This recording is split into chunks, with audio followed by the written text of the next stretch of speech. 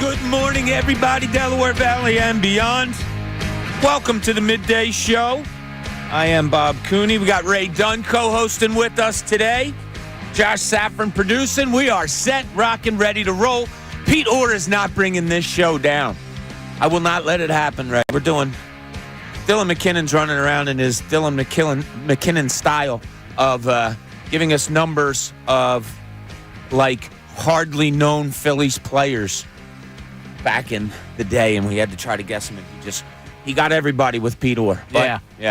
How are you, Ray? I'm wonderful. How are you, Bob? Everything's well? You excited? You pumped? Is the suitcase in the car? Yeah, it's more of a gym bag because it's not really that long of a trip. Yeah. Is the car running? Like, what's the deal? Are you going to have somebody pull it around for you so as soon as we're done, boom, bang, out? It's a Friday here. Nobody's here. So the parking situation's pretty good for me to just run out there, get in that car, and get out of here. Okay. But I got 4 hours with you to hang out before that. Yes, we'll have fun with these 4 hours. Like I said on the crossover, they said, what are you talking about today? I said, no idea, because there's no sports going on. Hate this time of the year, but not this time of the year. Hate the days, I should say. Well, the night times when you go to watch sports. Tough. And it's luckily last night we went out, met some friends at a outside park near our house. Beautiful night. It was a Jimmy Buffett band was playing. So we had some fun doing that. And I swear, I'm sitting there having great conversation. You're kind of listening to music background. But, like, the whole time I'm sitting there going, God, I can't believe there's no sports on tonight. And it's really the Phillies for me. That's what it is. I understand it's summer, so you're, of course, going to be geared towards baseball. But I miss that team, man. Yeah. I understand I saw them in the All-Star game, but I'm just dying to see them play baseball again. No, I'm worried not. about you. I'm not. It's been too long. I'm going through withdrawal. I told you the last time that there was a real game that I count as a real exhibition of baseball that they participated in was Saturday. I don't count Sunday's game, and it was the A's all weekend. Like, that's kind of a sleeping type series. Sucked. The last game stunk. The team they were playing that weekend stunk. Like, it just feels like forever since I've watched a real meaningful baseball game. Well, you'll get one tonight at 6:40, and you will be there in person. Josh, what's going on with you? Everything good? Oh, everything's great. It's been a NCAA 25 type of week without any sports on. Yeah, what's your average day been like? How many hours are you sitting there with the controller in your hand? So it's not been the amount of hours, it's been the hours in which I've played. Like, I came home at 1 a.m. after a shift here, and I was up till 4 a.m. playing, Bob, the other night. Hey, man, Petrelli, man. You guys should, I don't know if you guys have the same console, if you guys can, join a dynasty together, because you and Petrelli are working the same hours right now, both at the station and on NCAA 25. It's not an easy life to lead, you know? Doesn't sound like it. I feel for you. Yeah, BP came in yesterday. He looked like a train wreck. No, I slept last night. Don't get me wrong. I take the show very seriously, Bob. Oh, no. You always look like a train wreck, so I couldn't tell if you stayed up or not. But, no, I'm kidding you. BP came in yesterday, and I literally looked at him and go, what the hell happened to you? And he's like, yeah, I was up all night playing. I was like, not something I could do. But that's why we're all different. You know what's not different is taking a look at the front page today. Now, the front page. The stories everyone's talking about. 97.5, The Fanatic. That's right, they're back. Your Philadelphia Phillies. It has seemed like such a long time. 6:40 tonight in Pittsburgh. Ray, I'm going to help you out here. Josh, you'll appreciate this as you and Ray are very close friends. It's going to be 83 and sunny at first pitch tonight in Pittsburgh. I really want to do this show today outside. When I walked in today, I was like, this is just a beautiful day. We should have. I don't know how we make that happen. I just walked in. I was like, you know what? If we could just drag the microphones outside. Extension cords. Yeah, we could do it. I'm glad it's going to be beautiful. I appreciate the weather. It is going to be beautiful in Pittsburgh. My son made the drive out last night, said it was absolutely perfect. No problem. Everything got out there perfectly. You will. You'll hit it today, too. Aaron Nola goes tonight for the Phillies and now Pittsburgh has changed up their starting rotation a little bit. They're going to go lefty tonight with Martin Perez, 1-5, 5.15 ERA. I'm already getting anxious. Please. It's not going to happen. Give me the start. Weston Wilson, come on down. You're Weston starting Wilson today. And Edmundo Sosa, you're at second base. And here we go. But, and Yeah, I guess Rojas will be in center. Well, we'll see. The lineups will be out. Best Show Ever always does a great job of giving us the lineups around 3 o'clock today. But the Pirates are throwing out a left-hander, Martin Perez, as I said. The Pirates are 4-10 in Perez's 14 starts this year, which is good for the Phillies. Aaron Nola has started 17 times this year for the Philadelphia Phillies. Their record, Raymond, is 13-4. Not bad. In those 17 starts. It's awesome. Nolan, in his last 11 starts, has only gone less than 6 innings once. So you know what you're getting out of Aaron Nola. It's going to be 6+ innings. Hopefully it's going to be some good after the rest. Tomorrow, 6:40 again in Pittsburgh. Christopher Sanchez. He goes against right-hander Luis Ortiz. So, maybe tomorrow we'll see Bryson Stott and, stuff like that. Because on Sunday at 1:35, Tyler Phillips for the Phillies goes against left-hander Marco Gonzalez. So maybe you get Bryson Stott, starting one of these games. So we'll see. He might start 2. And here's hoping. I would think he probably starts 2 or 3. Yeah, I'd like to see Brandon Marsh out there for 2 games also. Maybe even all 3. We'll see Brandon Marsh for one of the games. That'll be cool.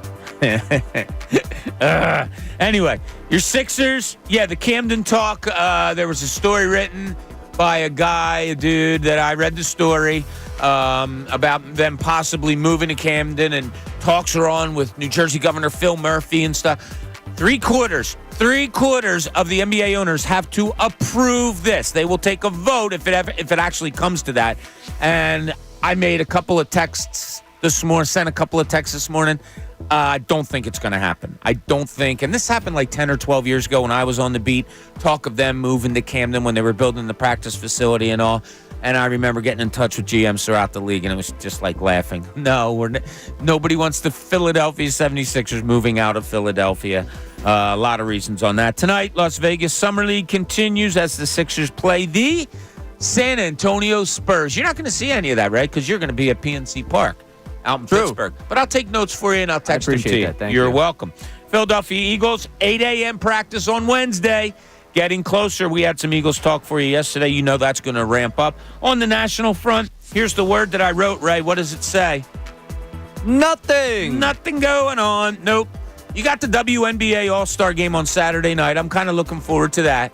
Cheryl Miller is going to be coaching the WNBA All-Stars, which is cool. Cheryl Reeve will be coaching the U.S. Olympic team. She is a Washington Township, New Jersey native. Huh. Yes, played her basketball there.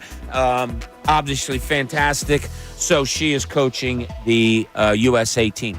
Other than that, you got the British Open going on. I saw before we came on air, I saw Irishman Shane Lowry sink right. like a 20-foot putt. So he moved to 7 under.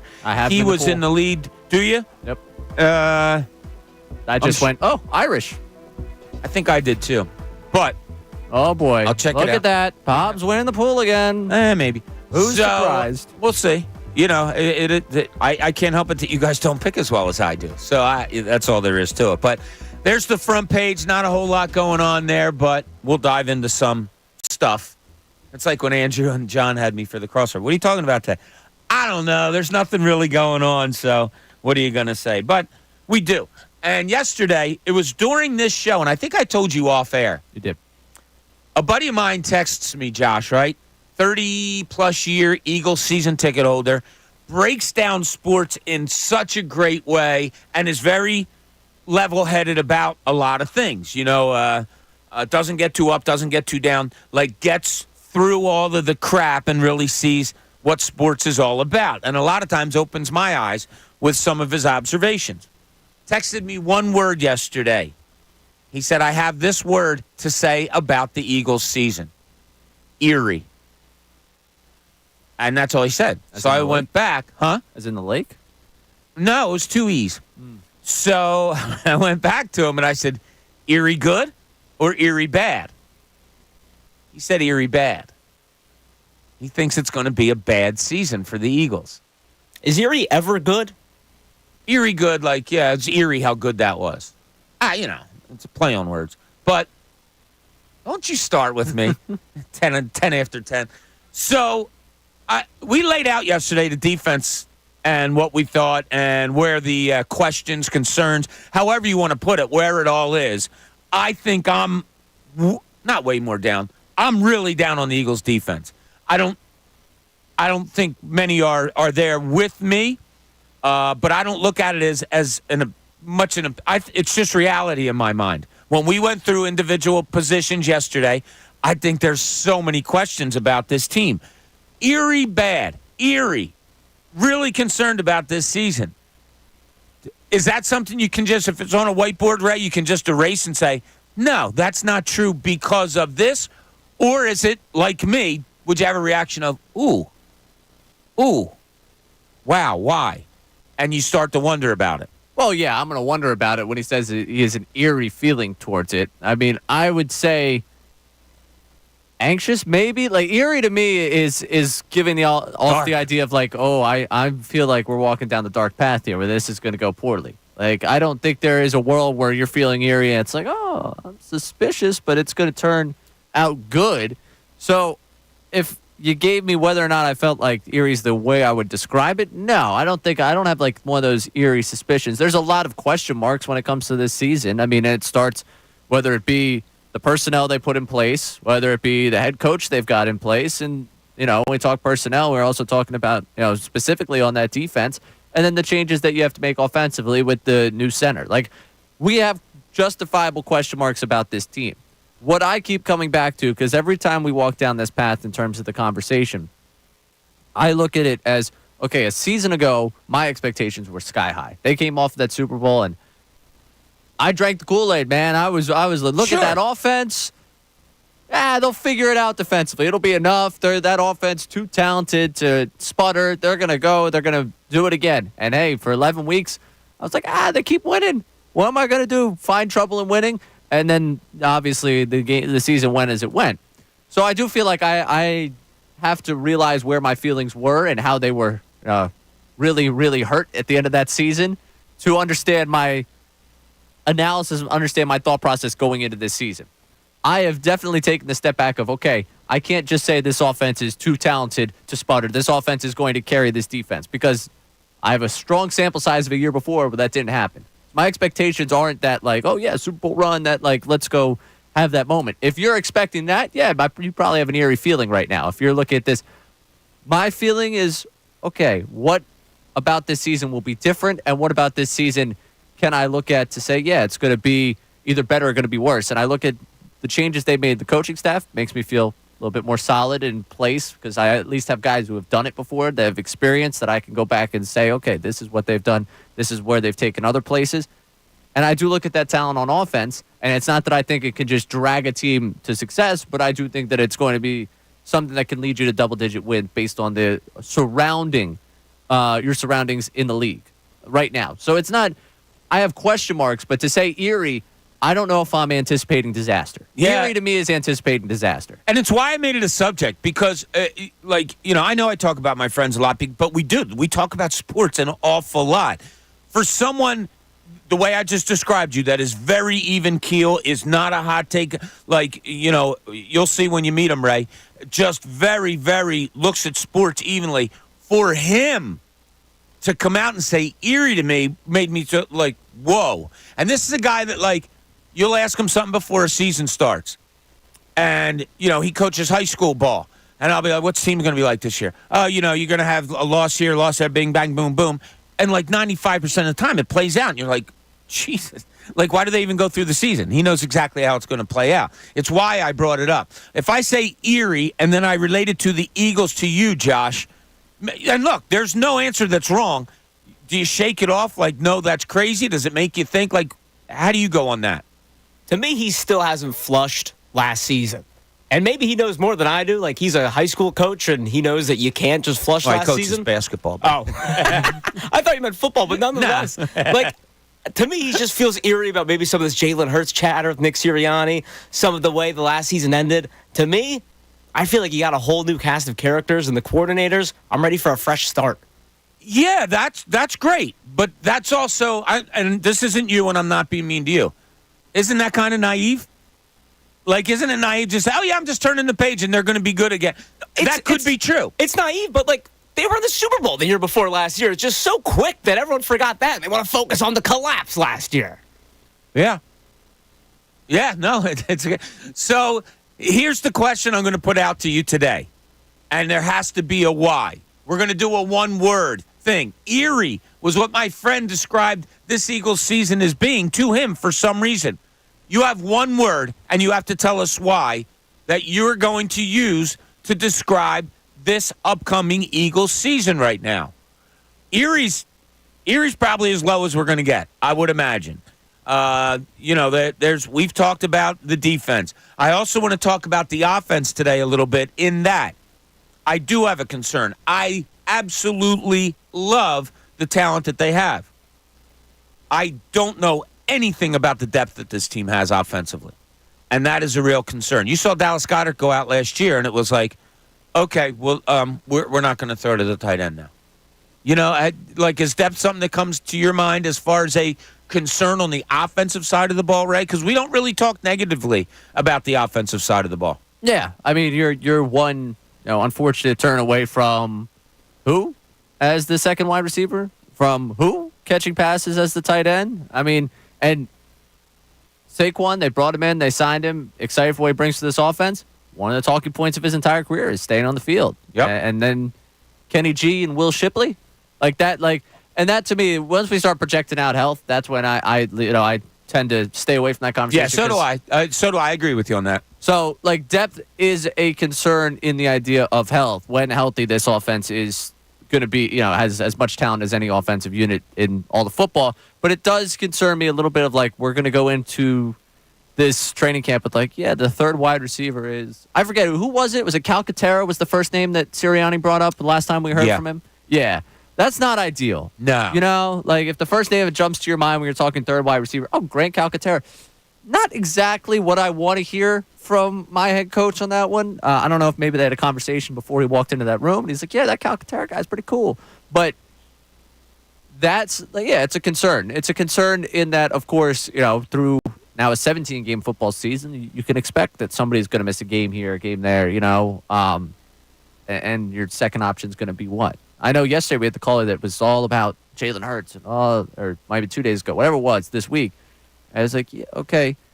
He's like, well, there was only one game where A.J. Brown wasn't out. Well, A.J. Brown wasn't out there for the playoff game, and it's kind of a big one for you to not have him. And Quez, you get rid of Quez, but who's now here?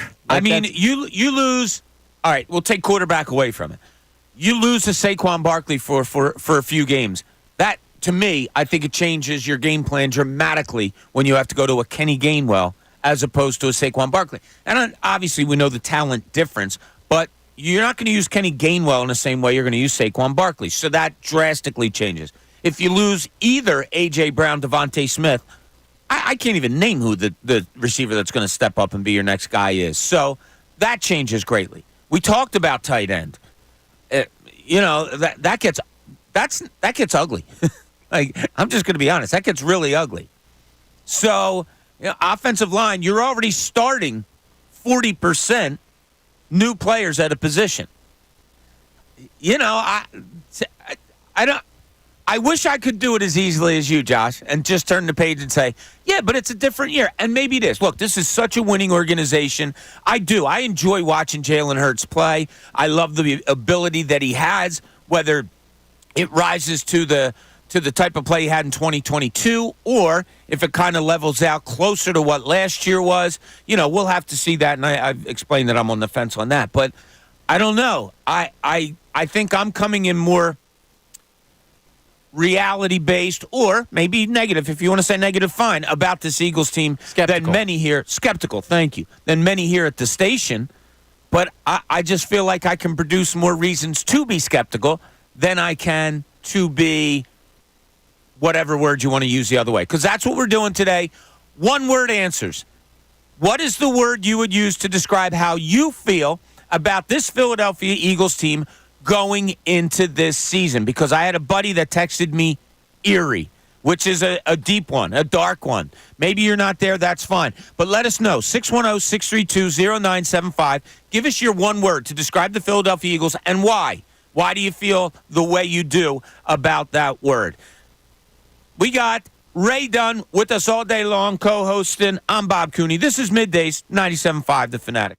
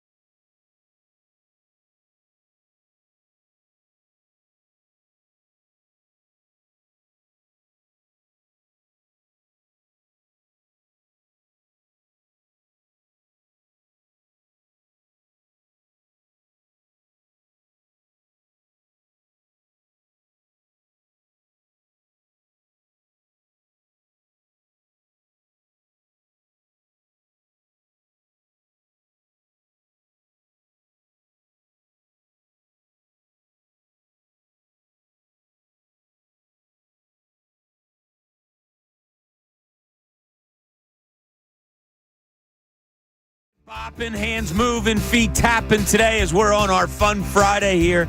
Thanks for joining us middays. I'm Bob Cooney. Ray Dunn's co-hosting with me all day today. So there is Fridays, especially with you, are That's pretty big. cool because you look forward to your weekends like no one I know. Yeah, I'm a big fan of Fridays and Saturdays and Sundays and Mondays, Pretty much every day. Tuesdays, Yeah. Wednesdays. Thursday was actually pretty fun too. Yeah. Well, it's the summer of Ray, so Yeah. that's good that you're I continuing love to my have weekend. fun. Yeah. We hope you're having a great Friday. Man, it is beautiful out there. We were, like I said earlier, when I started the show, we went to an outdoor thing last night. I could feel the weather getting better and better as, like last night as we went to this thing. I did some stuff outside yesterday when I got home from work. It was still pretty hot. And then, like, once it cleared out, because it was a little cloudy, but once that stuff cleared out, it was really nice. So, hope you enjoy a really good weekend. So, we're doing a one-word thing. We have a lot of stuff going on around this office to get you, like, a little behind the scenes. Dylan, everybody is on this rankings thing now. Like, we're like, addicted to rankings now. Well, I should say, for what Dylan's doing, this has been something, and this is, I think, comes from you not being on Instagram or TikTok. This is something that's happening. This is a It's a big digital thing. Yeah. The blind rankings. Also, Bryce Harper's doing it now. Bryce Harper on TikTok now, which is a big deal to a lot of people.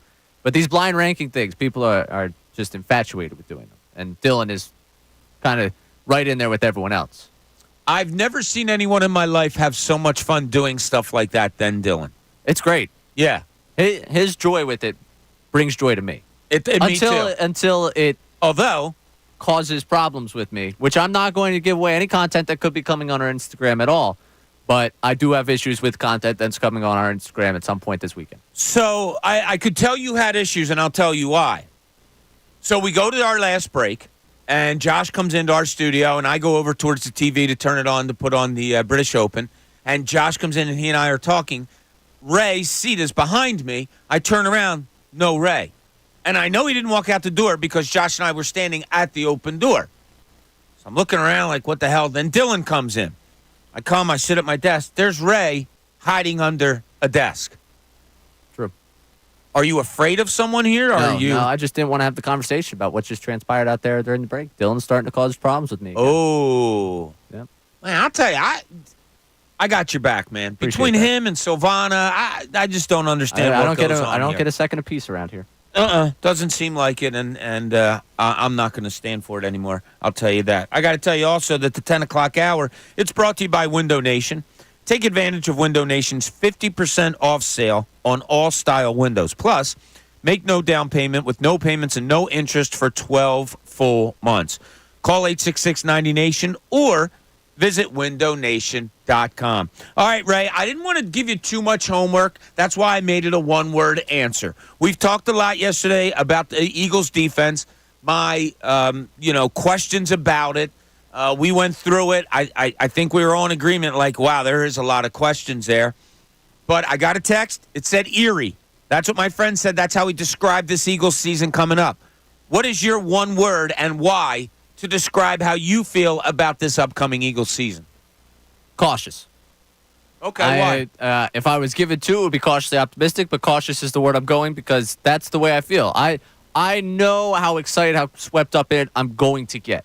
And we all are. Inevitably, I'm going to get swept up in it in the, oh my, you look at this Jalen Hurts guy. He was an MVP candidate 2 seasons ago. A.J. Brown, Devontae Smith. People would just fall over themselves to have a wide receiver duo like that. Dallas Goedert in there. They brought in Saquon Barkley. Ultimately, look, Cam Jurgens, he was the guy that Jason Kelsey wanted to be the successor. How am I supposed to go against what Kelsey wants? And they're all at Stoutland U. I mean, come on.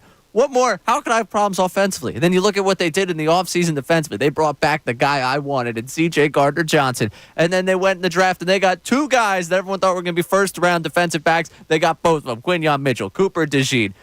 And all right, you know what? Maybe they did move off my favorite pass rusher. But hey, Howie struck gold once with this. Maybe I should just throw myself into this whole Bryce Huff experience. And Nolan Smith, it's year 2. Jalen Carter, it's year 2. Jordan Davis looked slim on a bike a couple weeks ago, so that's probably good for me. And hey, Josh Sweat's playing for a contract. That should go the right way. And the linebackers, they can't quite be as worse. or as bad as they were a season ago. Like, come on. Let's think a little bit of like how bad that was. Nicholas Morrow's not on my football team anymore. I got to feel good about that. It would be an upgrade to what you do have. But go ahead. No, it would not. Come on. I'm teasing. No, go. You're on a roll. I'm sorry. I mean, I know I'm going to get swept up in that moment at some point. Vic Fangio, look at that. He's the godfather of this defense. The defense, they've been chasing Vic Fangio for years. They got him now. Kellen Moore, look at the numbers that Prescott put up and Herbert put up. Hey, Sirianni's still here. Hey, that's nice. We'll get a nice, I guess, sure. We'll get a couple good shirts, a couple of good hats throughout the time. You know, he does the visor thing. That's cool. I'll get past that. You know, at some point I'll get swept up in it of like, yeah, this is nice. This is going to be great. This is going to be awesome.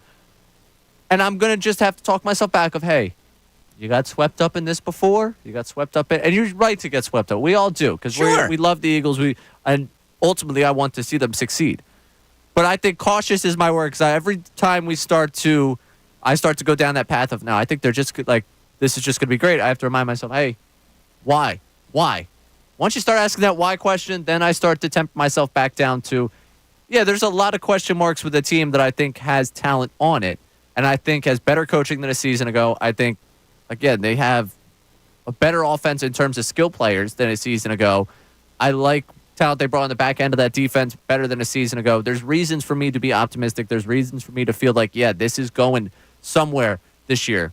But I want to be cautious about how much I let myself just look past some of the blinking lights because I think a year ago I looked past some of those blinking lights and it got me. So when does that come about for you? Are you right now at the point of what you just did, the little, not tirade, but, you know, the rambling that you just did of positivity? Monologue. Is it still there? Like, is that there positivity. now? I still think they're winning this division. Okay, but you said you're going to have to dial it back. When does that come? Closer to the season? That's still dialing back to me. Oh, really? Okay. Yeah, I don't think this division's very good. Okay. That's like part of my cautiousness is not sitting here telling you, I see 3 losses on the schedule and I think they're going to run through the NFC. Like that to me would be look at all the talent they've got on offense. Hey, you know, the 49ers right now are dealing with one of their weapons having problems. Yeah. And, what do I believe Brock Purdy's going to run the NFC for years upon years? You know, do I think that team might have an expiration date that comes up and not everything can go perfect for them? Like that would be starting to talk myself into like, oh yeah, Eagles win. Once you hear me say Eagles to the Super Bowl, that's when you know I've stopped with the cautious mindset.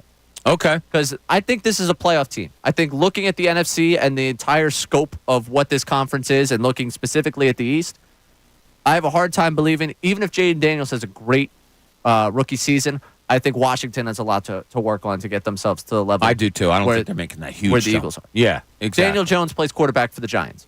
For the Cowboys, they have a lot in terms of contracts to work out. They've got a lame duck head coach, and hey, they probably sit there right now. I think it's the ticket down there in Dallas. They're probably sitting there. Oh, you know, those Eagles, they got a loser of a head coach, you know, so they're probably saying similar things about us, but they don't have, like, Ezekiel Elliott was their big free agent acquisition this year. Yeah. In the year 2024, he was their big offseason acquisition. They didn't make themselves that much better. And they have a linebacker who wants to play for the Philadelphia Eagles. Yeah, and they have a lot of guys who want their money who are not getting their money right now. Right. Like I think it's a tense situation down there, and if you want to go by the old rule of no one repeats as division champs, well, congrats. The Cowboys are out. You know, you did it was the Celtics with the second round thing? I'll do that with the NFC East. Okay. Nobody repeats, and there's a lot of reasons to be cautious, you know, questioning what's going to happen with them. So I look at the landscape, and that allows me to think, okay, I could probably place this as one of my playoff teams, if not a division winner, just given the landscape around them. I have questions about them in terms of their viability as a true contender, championship contender in the NFL. But given what they have, I'll be cautious to anoint them too quickly. Okay. But I will still feel optimistic about them going into the season. So Ray's word is cautious, and then in parentheses next to it, we'll put optimistically. So what is your one word? We're looking, this Eagles season coming up, it's different than in years past. You've had, coming off of Super Bowl wild expectations. The year coming off of the loss at Tampa Bay, I would call that like a hopeful year, and it turned out to be a 14-3 season. So we've ridden the ups and downs of what Eagles seasons are. It's mostly been ups, and that's why I understand the optimism. I I think I try to look at things with a little bit more dose of reality. I don't just say something like, yeah, they're going to be fine, when I have a lot of more evidence in my mind about this might be a little bit tougher. So I'll go to you, Josh. I know you said to me you have 2 words. I said, no, that's not the exercise today. What is the one word? When you're looking at the Philadelphia Eagles going into this 2024 season, the one word you have in your mind to describe them right now? Refreshed. I think a lot of people are still hanging on to last season. I have wiped it all off me. I've washed it away. All the offseason moves they made have been fantastic aside from the Hassan Reddick move. I get it. That's a big move to make. But everything that's been said aside from one Jalen Hurts quote that's, in my opinion, been blown out of proportion, this team is good. A dose of reality is that this might be the best offense in the NFL. I'm having a hard time understanding a lot of this negativity. C.J. Gardner-Johnson's back. He gave this team a big edge when he was here originally. Saquon Barkley is your running back along with A.J. Brown and Devontae Smith. And, oh, yeah, Jalen Hurts. We are not too far removed from him being an MVP discussion. What's all the mess? Last year you had 2 coordinators who were figuring it out on the job. This year you have 2 consummate professionals. I feel refreshed. Are you refreshed about this linebacking core?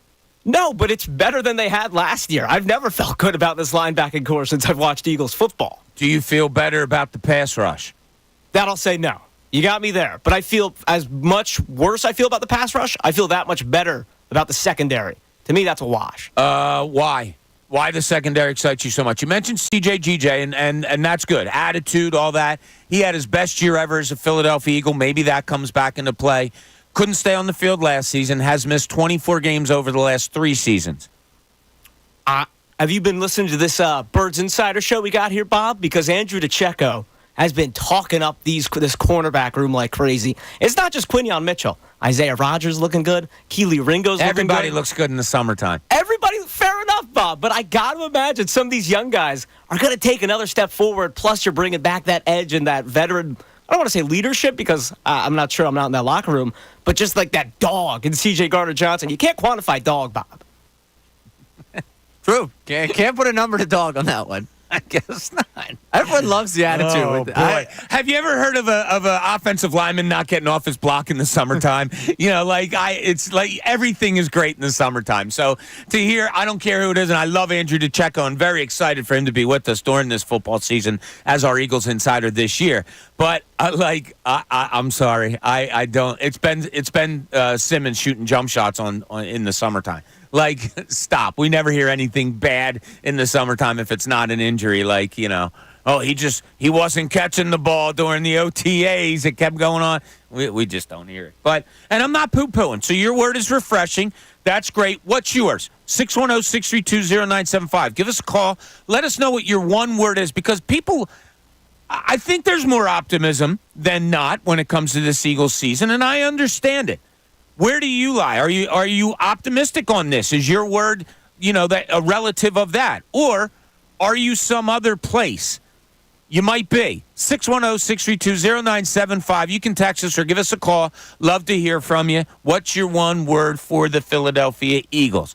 Also, Phillies are the best team in baseball. The Phillies, we have missed like a wife / or a girlfriend going away, and we haven't seen them, and we can't wait to see them. It'll happen at 6:40 tonight. What are our expectations? Because Ray and I glanced over the upcoming schedule for the Phillies yesterday, for this season, not for next year. We'll do the 162 WL for next year, and probably at another show. Oh, I thought that was the 11 o'clock hour. Sorry. It might be the way things are going right now. But we looked at the schedule a little bit. It is brutal coming up for the Phillies. We'll look at that a little bit more. What are your expectations for them? 610-632-0975. Love to hear from you today. This is Middays. Bob Cooney, 97.5 The Fanatic.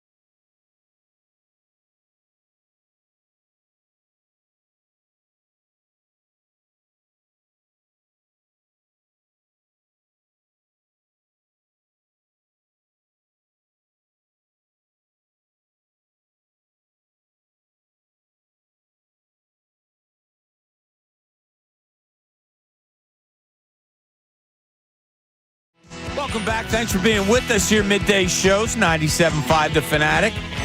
Ray, you okay? Great. Well, you left the studio, and I think it looked like you had business, and I don't mean like bathroom, but it looked like you had business to take care of, and you came marching back in. Like, did you have words with Dylan? Is everything okay? No, it was. It's just a lot of people out there right now. Is there? Just have a conversation. Lots of stuff going on? Lots of stuff going on. Mostly college football conversation still. Yeah? Yeah. Andrew, Connor, Dylan, and I having a conversation about NCAA 25 and what team you would take. Connor and I discussing potential joint custody of an Xbox. But we can't really agree on the days, so I don't think it's going to happen. Oh, okay. Yeah. What was it? Didn't you bring up something? You brought up something, I think, during the break or last break, and I said, no, hold on to that. Let's talk about it. Do you remember what it was? It was something we were going to talk about on the show. I know we do. We say a lot of things here, but I thought there was something we said we wanted to talk about. But the one word that we would use to describe the Eagles. Well, we did that already. Oh, stop it. We already know what your word is. Cautious. With the word optimistic in parentheses next to it. And refreshing is the word that Josh uses to describe this upcoming Eagles season right now. Refreshing. Wow. I don't know. I love it. Chris in Delaware has one. Chris, you're on 97.5 The Fanatic. What's going on, buddy? Hey, my word for the Eagles is September because I really don't pay attention to the Eagles except on game day. I'm a baseball guy and a Sixers guy. Okay. So, that being said, all of my expectations for the Phillies coming into the season have been met by leaps and bounds. I came into the season saying, no more of this, 35 and 44 thing. I want them to play 600 ball every month of the season. And they, started out by playing 700 ball for the first 2.5 months, and now where they are now. So, that being said, the rest of the season, that dreaded big malaise coming up, coasting into the postseason, which has taken down so many clubs over the years, 100-win teams. This coming stretch, this brutal stretch, as you put it, is really going to be a really terrific thing, I think, for them to stretch their chops and to play great competition and just get them in the swing of things, as far as getting into a postseason kind of mode. Do you have any concerns, Chris? Like the upcoming schedule Chris is talking about, just the immediate part of it. 6 games to start the second half, the so-called second half of the season on the road. You're in Pittsburgh, then you're in Minnesota. Then you come home to the Cleveland Guardians, the New York Yankees. Do you have any concerns, Chris, right now with this Phillies team moving forward? Well, you can't concern yourself with the schedule. The schedule is a schedule, and everybody plays the same clubs equally. But of course, the 2 back issues with our pitchers, and we've been so fortunate and blessed to have had no injuries on our pitching staff, basically, besides Taiwan Walker. If these couple of things stretch out and become issues, then you got a problem, because that's what has been carrying this team. Because offense is so hit and miss, especially with this club. When they're on fire, they're on fire. But when they go cold, they go cold. But the pitching, bullpen, and starters have been what has pushed them through this first half. They have been terrific. And Chris, thanks so much for the call. Chris doesn't want to hear about football talk now, not until September. Well, September's also a great word if we want to expand upon it the way I thought he was going to go. Because when he uses September, it brings me back to something that's been brought up a number of times, and Brian Westbrook talked to us about it. The quick start. September is going to tell you, I would say in Chris's mind, this is where I thought he was going with it, was September's going to tell you a lot of like, hey. Or you could look at the other way of saying September's going to tell you very little because they have a lot of adjustments to be made. Yeah, but and what Ray's alluding to when he brings up Brian Westbrook, our first day on this show, we had Brian on, and my question that I posed to him was, could last year come into play like Josh has wiped it away? He's refreshed. Last year didn't happen. It's over with. You got a new season coming on. Josh has that's his thinking there. Brian Westbrook said, yeah, if things start slow or if things go badly early on, he said, yeah, thoughts of last year are going to be in their minds immediately. That's scary, right? That's a little bit scary. So, yeah, your September thing is right. Look, that's a hard opening game. You're going to be in Brazil. You got the Green Bay Packers. It's a home game, so you're losing that Lincoln Financial Field advantage. That's tough. You're losing Jordan Love at the Link. It's tough. Yeah. Brutal. Yeah. People that want to see, a young quarterback on the rise. Oh, that's what you brought up. What? Oh, yeah, that is what I brought up. That is what you brought up. It was off of what they were talking on the morning show today. Yeah, The athletes that you want to see. Yeah, it's pretty cool. The Phillies, and we said this yesterday, the Phillies aren't going to go against Paul Skeens, the pitcher who started the All-Star game for the National League from the Pirates on Tuesday. He's not scheduled to go in this series. I understand. I think it's a good move by the Pirates. A rookie coming up, give him a little longer break. Plus, mentally, starting an All-Star game as a rookie, there's a lot entailed to that. So they are not going to get him this weekend. John Kincade was of the ilk of good. I don't want to face their best player because, you're looking to build up wins. I understand that. Andrew said, nah, the Phillies team is so good. I would like to see them go against Paul Skeens to see what he's like and to see how this team would handle it. I think I lean towards Andrew. I love to see the competition of it all. I lean towards, all right, you're going to have to face him at times. He's going to be in this league probably for a lot of years. Yeah, let's see it. Let's have at it. Let's see what happens. Where are you on this? Selfishly, yeah. I wanted them to play. Selfishly. So I'll try and remove that because I have my own personal bias here where I'm like, okay. if I'm going to be out there, why not see Skeens versus this team? Like, I was, not that I don't love Perez, and his 5.15 ERA and what it might bring for Weston Wilson and Mundo Sosa in that lineup tonight. You just do that to hurt me. Yeah, pretty much. But I would like to see this team, especially against that velocity.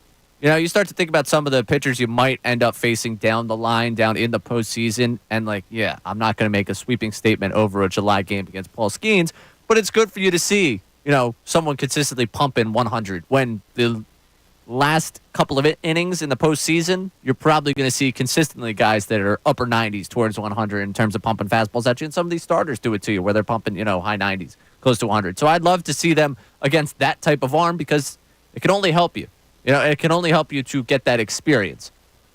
And also, if you drop one in Pittsburgh in July and you get the experience that helps you in October, it's not that I haven't seen these guys. Yeah, I'd be okay with it. So I understand, I'd like to see wins. I'd love to see my, personal record for this season get better, and that's the whole thing. And I think if Skeens is on the mound, that hurts your opportunity to go win a ball game.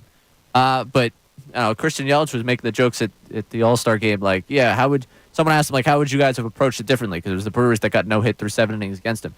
So, well, he tried probably to get a hit. Like, he has some of the all-stars, like, kind of messed up going up against him. So I would love to see, hey, how do you adjust to what you're getting from that guy? And I think his stuff kind of mimics, and it's, to an extreme extent because he's been one of the best pitchers in baseball, but you kind of can mimic some of the great stuff you might see later on in the postseason and get a chance to try and hit off of that. Who was it? Was Soto third in the American League order before Judge? Before Judge. He walks, and I don't know if you guys noticed it. He's taking off like his, ankle protection thing and all that. And he's looking at the dugout and he's going like, he's shaking his head. I think he was saying, that's some sick stuff that guy has. I also think he thinks he probably should have been rung up. That pitch high and in. Oh. He didn't hit the spot, but that ball going past the catcher, it was close. It was very close. It was close. Yeah. It probably was a strike. Probably a combination of two things of like, ooh, I got a little lucky there, but also that was a battle right there. Yeah. And Skeens started the All-Star game for a reason. It's not just because he brings the TikTok audience. It's because the dude's been probably the best pitcher in baseball since he debuted. Are you going to try to look up your cousin when you're out in Pittsburgh? No, that's okay. No? No. We haven't talked. The family hasn't talked to her in a while. Oh, so, really? Yeah, it's all right. Is Livy getting a little too big for her britches? No, it's all right. Maybe she's saying the same thing about you. Oh, Radio Star Ray. Good. Yeah. I think you guys should try to iron something out this weekend. Nah, it's all right. It's for the betterment of society. I think, it's okay. Okay. Skeens. All right. Got a couple days off. She could probably go to another event and take care of. Well, no, he's going to be there, so I. Yeah, but I mean, I don't know if she'll be there for the days he doesn't start. I gotta say, I really think you should extend the olive branch. Nah, it's okay. Livy, Ray, what's up? Nah, it's okay. I appreciate Okay. that. All right. Thank you. All right, when we get back, Josh, I want to get your response to this, too. Would you like to see Paul Skeens go up against the Phillies this weekend? I would like to have seen it. I would like to have seen, the Phillies left-handed lineup out there against him and see what would happen. Pretty cool, Kyle Schwarber, swinging at a 102-mile-an-hour fastball to start the second half of the season. Yeah, that kind of would have been fun. But our main topic today, we're talking Eagles. What's your one word to describe how you feel about this upcoming season? We've gotten a few already. We have a couple texts that we're going to get to. You can call in 610-632-0975. One word to describe how you feel about the Eagles for this coming season and why. This is Middays. Bob Cooney, 97.5, The Fanatic.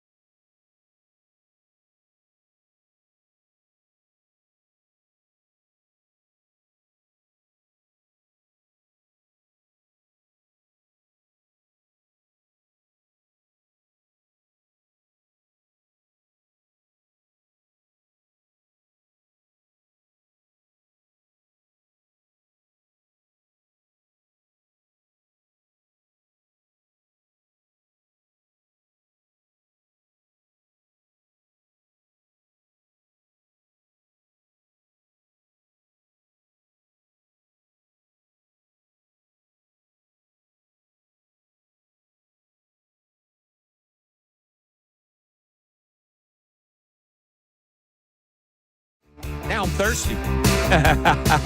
Welcome back, 11 o'clock hour here on the Midday Show. We just met somebody from Artillery Brewing, Riley, so cool. Pottstown. Yeah, I'm open excited. It's in your neighborhood. Up the 422 corridor. Yeah, so it's got Ray written all over it. It does. That's an immediate, what it's going to be is a text to my dad.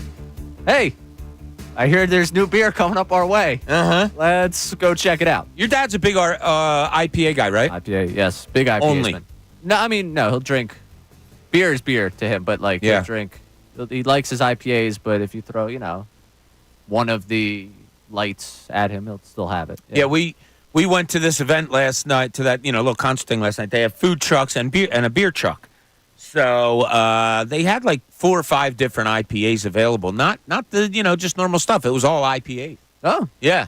So I was like a very good happy. IPA. Yeah, I just had 2 of them, so they were quite delicious. 2 different ones because I always like trying different. yeah. I'm an equal opportunity beersman. Yeah. Why not? You and I haven't shared beers enough in our lifetime yet. It's true. We did have a couple of when we planned out the our project we were working on Yes. last week. Yes. We said we were going to make it a weekly tradition, and that weekly tradition lasted 1 week.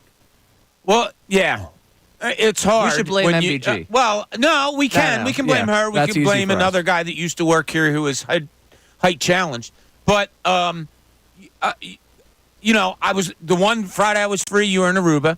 The next Friday I was free, you were in Chicago. The next Friday I'm Don't free even start is to play today, this game. and you're gonna Don't be even start to Pittsburgh. play this game. No, no. See, you I've don't let asked me you go. after I the was going to show. say I'm so happy for you, although I'd love to be, our tradition. I'm glad that you're doing other things that prohibit we said us it would from be doing it. Thursdays.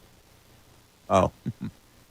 Well, you were away on a couple Thursdays, too. Yeah, Yeah, it's all right. You were off on the 4th. That was a Thursday while I was in Chicago, so that one doesn't count. You weren't around to do beers then. And, then I've missed one other Thursday. Okay. No, I'm not. Look, I'm trying to put a positive spin on it. That doesn't seem like it. I Does don't not know. seem like it. Josh, how have you been friends with him for so long? He's very... I was away for one of those whole years, so that made it easier. So what we were talking about before we went to break was Paul Skeens. Phillies are going to miss him when they go to Pittsburgh. I think the Pirates organization is doing a good thing. A rookie comes up this year having a phenomenal year. He's a phenom. He starts for the National League in the All-Star game. That's a lot. An awful lot has been put on this kid's shoulders, so they're holding him out for the weekend. The Phillies won't see him. How about you, Josh? Would you like to have seen him going against the Phillies, or are you more of the ilk of, I'd rather build up wins, and you got a better chance of winning if he's not on the mound? Yeah, anytime I watch the Phillies, I want to watch them win, and I don't think they do that against Paul Skeens. Now, if I was Ray and I was going to the game, I want to see Paul Skeens. I think I'd go more towards, I'd rather see a win in person. If I'm watching it on TV and it's Paul Skeens, okay, I'm fine with that. I would have liked to have seen him going against the Phillies. But you can watch Paul Skeens whenever you want. He pitches every 5 games. They're just not against the Phillies. Yeah, that's true. Good point. By the way, I just got a message that the Thursdays are being blamed on you. So I'm just saying that wasn't me speaking. That was somebody else. I am blaming Ray for the Thursdays. That's what that person said. Stop to me So- which person I'm talking about. I'm talking. Is They're this? about the same height. Yeah. Okay. So, yeah. Yeah. All right. Yeah. All right. Whatever, man. No, it wasn't a man. Oh. Uh-huh. Well, I said this. I thought we were going with They're about the same Wow. height, yeah. So, All right. Yeah, I see it. I understand. hey, one thing I did want to bring up. Someone I invited out for beers last week didn't go. Philadelphia sports scene lost an icon yesterday in Pat Williams, who was GM for the Sixers during the heyday of the 80s, had such great stories to tell. Pat and I became very friendly when I was covering the team when he was down in Orlando. Every time I went down there, as soon as I walked into the arena, boom, there was Pat. Here, Bob, here's my latest book. Had it signed, Bob, have a great season, whatever, boom, handed it to me. Had great stories. I know he told me over and over about the time that they traded for Moses Malone, and it was odd because it was right there about to happen, and Moses comes out with this, who you trading for me? And when they say Caldwell Jones, he goes, no, I want him on my team. I'm not doing it. And it almost came down to Caldwell Jones being a part. And Pat Williams, just a terrific storyteller, terrific person. He passed away yesterday at the age of 84. It was funny. I got a text from my I'm in a group text with, Daily News people, and Pat McClune, my old boss, and Eddie Barkowitz. And they said Phil would be so sad. Phil Jasner, who I took over for on the beat, and Pat Williams were really, really tight. So, hats off, condolences. Pat Williams, great run, great career, and a great job with the 76ers while he was here. So that was yesterday. Today we're talking Eagles. We want your one-word answers. We have some texts on it, Josh, about one-word answers. Is there refreshing texts or are there cautious texts? How about one of each? Okay. You sign up for that? Uh-huh. All right, we got Dawood checking in. He says his one word is underrated. Some of the talking heads are clickbaiting. Writing hurts off again. People have this team winning 9 games, and those folks are nuts. Dawood believes the offense will win a handful of more games just by themselves. As long as the defense can be competent, like in the teens, which I think they will be with Fangio, we will be content and redeem ourselves. Okay. All right. That's a very positive text from Dawood. And you say there's one maybe on the other side a little bit? Yeah, it's more in the middle. We got Mark and Cherry Hill. He says his word is reset. The defense must be aggressive and take chances while depending on the offense to keep pace. The old defense led to 8-minute drives that wore them out. But so you got to take chances, force some turnovers, keep the defense fresher, and put the offense on the field to wear down the opposing defenses. Funny he brings that up. The defense isn't going to be the way Mark describes it. I don't think that is not the way Vic Fangio likes to play defense. What Vic Fangio likes to play, and the defensive coordinators that the Eagles had in here before that are kind of disciples of Vic Fangio, is a bend, don't break defense. I have it written down in capital letters because I wanted to bring this up when we were talking Eagles. I think this, and hopefully it doesn't, but I think a bend, don't break master like Vic Fangio helps negate the Eagles' offense a little bit. And I don't like that. And here's why. Yeah. Because he talks about 8-minute drives is what Mark brought up, I believe. Yeah. The Washington Commanders have kind of made the blueprint of a way to stay in games and even more beat the Philadelphia Eagles. Holding on to the ball, running the ball for 3.6 yards a clip, but they just keep at it. Short passing game, let the clock roll. It might look ugly, but it is effective. It is the best defense against the Philadelphia Eagles. You can give me Micah Parsons. You can give me Sauce Gardner. Anybody you want to put on defense against the Eagles. The best defense is keeping that offense off the field. This is another worry of mine. And I didn't bring it up yesterday, and that's why I had it in capital letters on my sheet today. That scares me.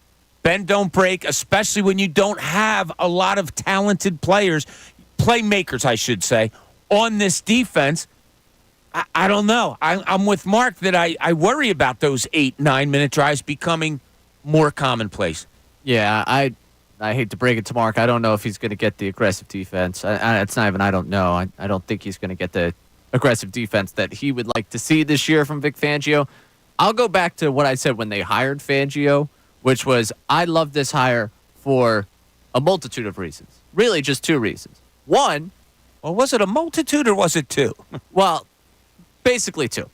Because it was 1, I love it because they get the guy that is the scheme they've been craving. We love the idea of the Vic Fangio defense. When I got the guy to run it. The second reason I love it is because if it doesn't work, we can finally say that it doesn't work. If Vic Fangio can't do it for you, nobody's doing it for you. That's basically where I'm at with this bend, don't break defense. You've just been chasing forever this idea of Vic Fangio. Guess what? It's right here. You got him. Now we can finally, for all of time, decide whether or not you've been chasing the right defensive philosophy. So it's been commonly said that Philadelphia fans want that blitzing defense and all that. Look, I don't know of a football fan that doesn't like aggressiveness and, in-your-face type of defense. So I think it probably expands to all football fans would love to see blitzing, hitting the quarterback, getting after it all the time, all of that, not just Philadelphia. But I worry also about a design coming in before you even know what players you have. Because, quite frankly, does Vic Fangio know the defensive players he has better than us? You're damn right he does. But he has a philosophy, and he's bringing it in. And there aren't any playmaking linebackers. and there are not even set starters at your corners, and you just lost your best pass rusher, and you have an unknown like that Nolan Smith that you're counting on, and you also have a guy that in 40 snaps last year, had you sacks. I don't know what kind of scheme. I'll be honest, I don't know what kind of scheme the Jets were running when they had Bryce Huff in the game as far as stunts, as far as blitzing, as far as whatever. I don't know if it's similar to Vic Fangio. I have concerns with a bend, don't break defense, which might just put your offense on the bench for longer times than you really want. I think the concern of it is a little overdone. Like, I understand. Would we all love the rough and tumble, aggressive, like getting after the quarterback? When it's been done at a high level, we've seen the results of it. Like, it's not my preferred style of what to watch, but this is what they want. This is where they go after it. And I do think Fangio realizes, like, I thought there was a nice moment of self-awareness when he was talking back whenever it was now, feels like ages ago. Like, what's been the characteristic of your best defense? Good players. Like, he kind of realizes that, like, the players make what he's got and not, like, he doesn't make exactly what it is. Now, of course, there's always, I think, to be a coach at that level, coach at any level, really, there's a certain amount of arrogance of, like, I'm the there's one a lot of there's a lot of arrogance, right? No question. That's okay. That's okay. Yeah, it's not arrogance in a bad way. You need that. You need to think that I'm the one that can put these people in a position to succeed. That's a very arrogant thought. It's the same way with us. I'm on a microphone, and it's like, oh, people would want to listen to that. That's a pretty arrogant thought to have. It's arrogance in life is not always a bad thing. That to me with Fangio, like him realizing the good players, that is at least an indication to me that it's not going to be okay. Everything I've done before, we're just going to force it upon this. I think there is obviously the principles he wants to live and die by, but I have to imagine he's not going to be, okay, let's put these linebackers in a position to do what my great talented linebackers have done before because they can't do what is, or we're going to find out that we were just so wrong. This is the one thing that I want. I really want out of this season. This is what you want? This is what you really want? This is really, really what I want.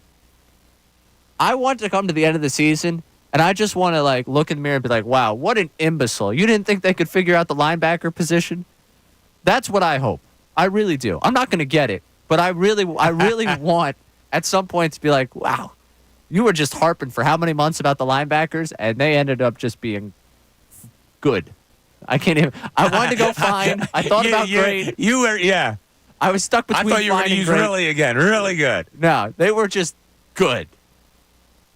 I really do. Is that the best you can hope for in the linebacking court? Just, all right, they were good. Fine. I'd sign up for that. That'd be great.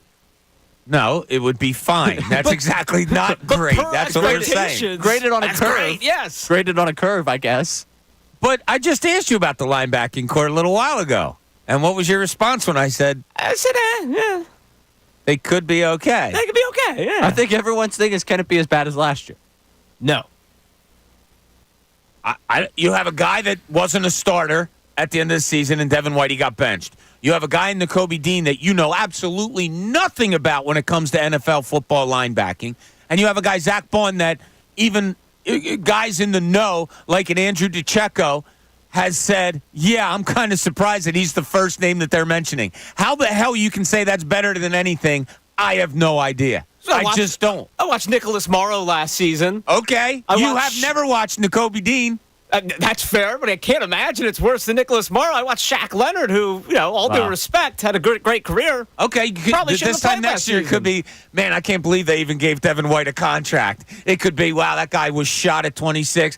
What did they think they were doing, picking up a guy that was benched by a Tampa Bay Buccaneers team, and, they thought he was going to be the savior. Zach Bond, like, nobody else wanted him, but that was your you can have the same conversation this time next year, too. So don't, I like your optimism. I understand it. I'm just trying to splice in a little bit of maybe reality. Well, as far as my optimism goes, the bend don't break defense might be my number one concern. Like, I don't know where that ranked for you guys. We've been talking about Jason Kelce on the offensive side. Fletcher Cox on the defensive side for that run stop makes me worried. Yeah. I mean, there's – all right, you said skepticism right there. I don't look at it like that. I laid out the linebacking core. I think it's – all right, Are you being more skeptical? Skeptical. I couldn't get the word out. Okay.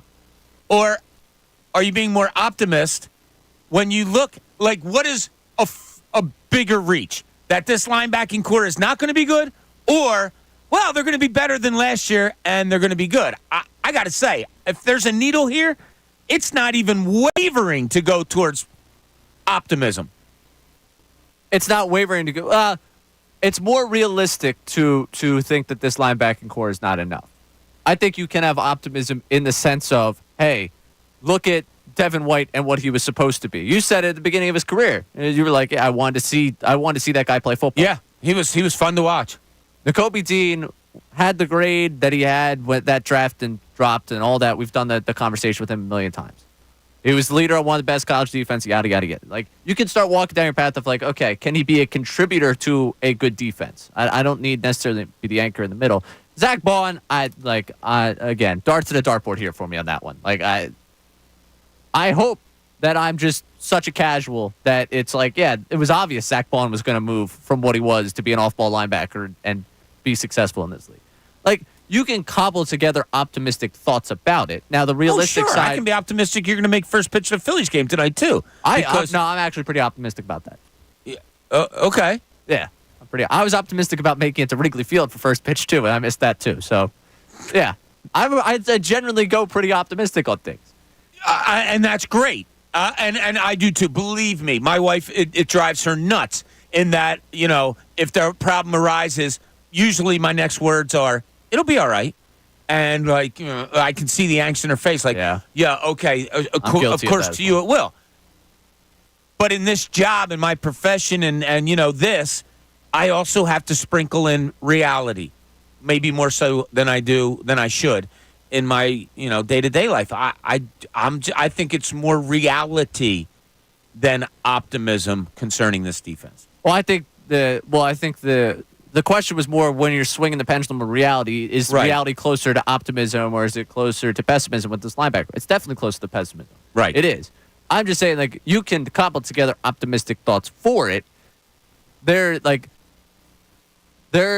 was, to me, last year you went into that season with Nakobe Dean, and we were like, okay, who's going to be here? And it's like, oh, yeah, they're going to bring in Morrow and who retired? Miles Jack? Miles Jack. Oh, that's right. Because remember, they made the calls for reinforcements where they were like, midway through camp, they're like, oh, man, we messed this one up. You go into this camp, it's like, all right, well, they at least attempted to go out and address it. Even if I don't like the way they addressed it, they attempted. Uh-huh. I got to be honest with you. I'm not telling you that I think you should be overly optimistic about it. I'm just telling you to think that there is no optimism that exists at that position. Oh, there's optimism for everything. Right. I mean, we can spin things. Sure. But, yes, reality in that position specifically for the defense, to me, is way closer to the pessimism, way closer to the... Like, it's on empty. It's pretty close. It's like it's probably close to where my car was when I was driving in the other day. Exactly. Yeah. So that's a concern for me. When you're playing a bend, don't break defense, I don't know. To me, it says, okay, but I have some playmakers that says not giving up anything big, and, you're going to make a play to get your defense off the field. I don't see playmakers on this defense all that much. CJ for his 1 year as an Eagle, that was great. Really, if you look throughout his career otherwise, not really there, not a lot of games played, all of those things. Darius Slay, big play Slay. Is he still that at 33? I think there was an interception last year that I remember. I don't know. Like 6 to start the season, right? Six? Yeah. Yeah, that's what I mean. Like, there's an interception I remember, catching it in the rain, getting deflected right into his hands, returning it. Okay. He could just be make plays Slay from this year. I don't need to be big play. Just play. No, make plays. Make plays. I don't need to be big play. Just make plays. So, anyway, that's where we are with the Eagles. I think it's an interesting conversation because I do sit back like, an old man and listen to the optimism and be like, wow, isn't that cute? I'm just not there. I'm not there. I still think they're a double-digit win team. I do. I think 10 wins is still realistic. This offense is that good.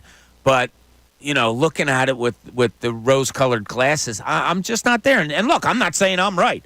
I could be wrong, and I have, probably more facts on the side of being right than the overly optimistic, but we'll talk more about it. We're still looking for, and we'll get to some more texts later, but if you want to call 610-632-0975, let us know. What's your one word to describe the Philadelphia Eagles for this coming season? You have training camp starting on Wednesday. They're going to be out on the field. We're going to get numbers on how Jalen Hurts passed to wide receivers that we never heard of before, and all of those things are going to happen. But what's your one word right now in getting ready for the season? 610-632-0975. Ray Dunn's co-hosting with me all day today. I'm Bob Cooney. This is 97.5 The Fanatic.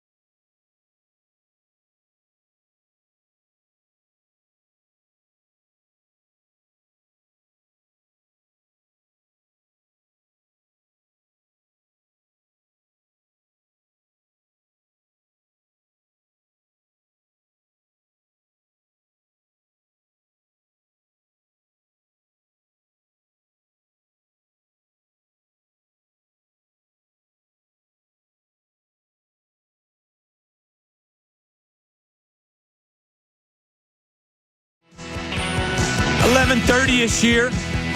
Middays, thank you for joining us. Much appreciated. Bob Cooney, Ray Dunn with you today. Josh, you're a virgin when it comes to FanFest. Am I correct? Yep, you're correct. Okay, another fresh face that we get to see at FanFest. That's right, and we have a 2024 ticket raid coming. It's going to be on Tuesday, this Tuesday, July 23rd, 975 The Fanatic FanFest 2024. It's with FanDuel. It's on Saturday, September 28th at Xfinity Live. Get your tickets during the next online ticket raid, Tuesday, July 23rd, 9 a.m. at 975thefanatic.com. It's the biggest party of the year for Philly sports fans. All the Fanatic hosts, celebrity guests, Philly sports legends, activities, games, prizes, a whole lot of stuff going on. If you want some information about it, go to 975thefanatic.com. Josh, people are anxious to get their picture with you at FanFest if the talk on YouTube is correct, as they are enamored with your mustache. A lot of people are. It's very polarizing. Polarizing. Now, how long have you had that mustache since you were able to grow a mustache? Not quite. This was a pandemic bit that. It was a bit. It was a bit. Oh, okay. And my girlfriend liked the bit quite a bit.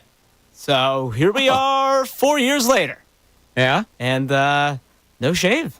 Okay. So there we go. The day I do, we'll have to make it a big event. You know, we'll have to really. That'd be worthy. No, it'll be a I'm big all right. event for me. It will? Why? Yeah, absolutely. Because I knew Josh pre-mustache. I now know Josh post-mustache. Now, at this point, I can't even Remember what he envision looked like? Josh without a mustache. Oh. Maybe we should make it a show bit. I would look 16 is the answer. What do you think? Show bit? Well, I mean, we'd have to have good reason. Like, he'd have to lose some sort of, like, Yeah, we got to proposition. kill 2 more hours. Not about that? today. We're not shaving that mustache today. I don't know. Could you I got a imagine fresh razor in my car. I'm if thinking his- that maybe we should put him down and just get rid of that thing. if his girlfriend didn't get a chance to say goodbye to the mustache? There has to be an official goodbye and all that. Probably. I think she'd be devastated if he walked back in the apartment today without the mustache. She'll be Devastated? She'll be devastated anyway. I mean, she loves the guy. She doesn't just love the stash, right? I want to put it to the test. Well, I think we should. That's No. what we're here for. He needs to know before he carries on with this relationship, is she just in it for the stash? No. I think we'd be doing him a favor. No, I say we put maybe an Eagles game on or something. I want to see him bet away the stash. I like that. I like that. Yeah. It has got to be something big. Yeah, it does have to be something big. All right, I'm kind of down with that. Yeah. All right. How about before today's show ends, we come up with something, you and I in this studio. Yeah, in the secrecy of The this two studio. of us will come up with something. We will propose it to Josh. Maybe we'll have 2 ideas that we'll propose to you about bets that you have to make.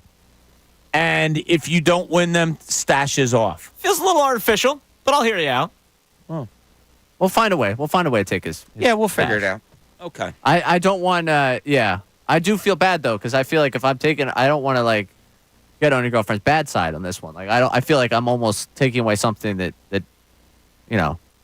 I'm taking away a piece of the relationship there if I take away the stash. That's 4 years of a stash. He's kept it that long. It means something to him. Yeah, you don't seem like a how do I put this?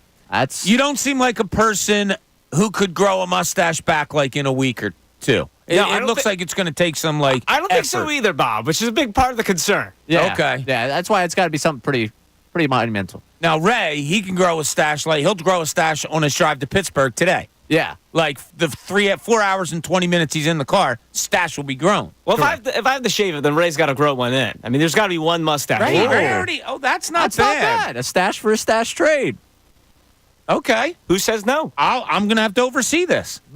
But As see, the it's elder gonna- statesman. It would take more care for me to upkeep said stash. Why? What do you mean? Because I think I get a little, I think he's kind of hit the stash quota. For me, my favorite. Doesn't keep growing at all, Josh. It just stays what it is. No, this is it. I've You reached don't have to terminal trim it or velocity. anything? There's an occasional trim, but I mean occasional. Yeah, this would be upkeep. I'd Is the be. mustache coming back? Oh, it's been back.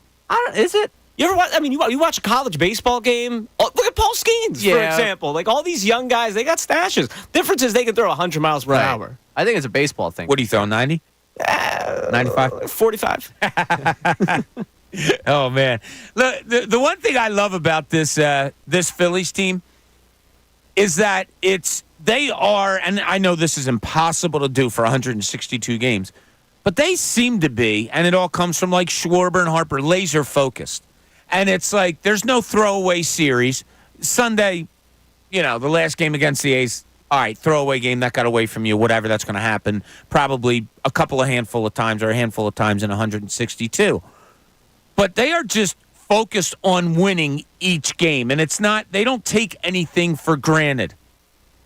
Two questions I want to put to you, Ray, and we brought this word up before, sustainable, but do you think with this group, that is something they can easily carry out for this second half of the season when you have an 8.5 game lead, when you have all the accolades around Major League Baseball of 8 All-Stars, everybody's talking about you, best team in baseball, first half of the season.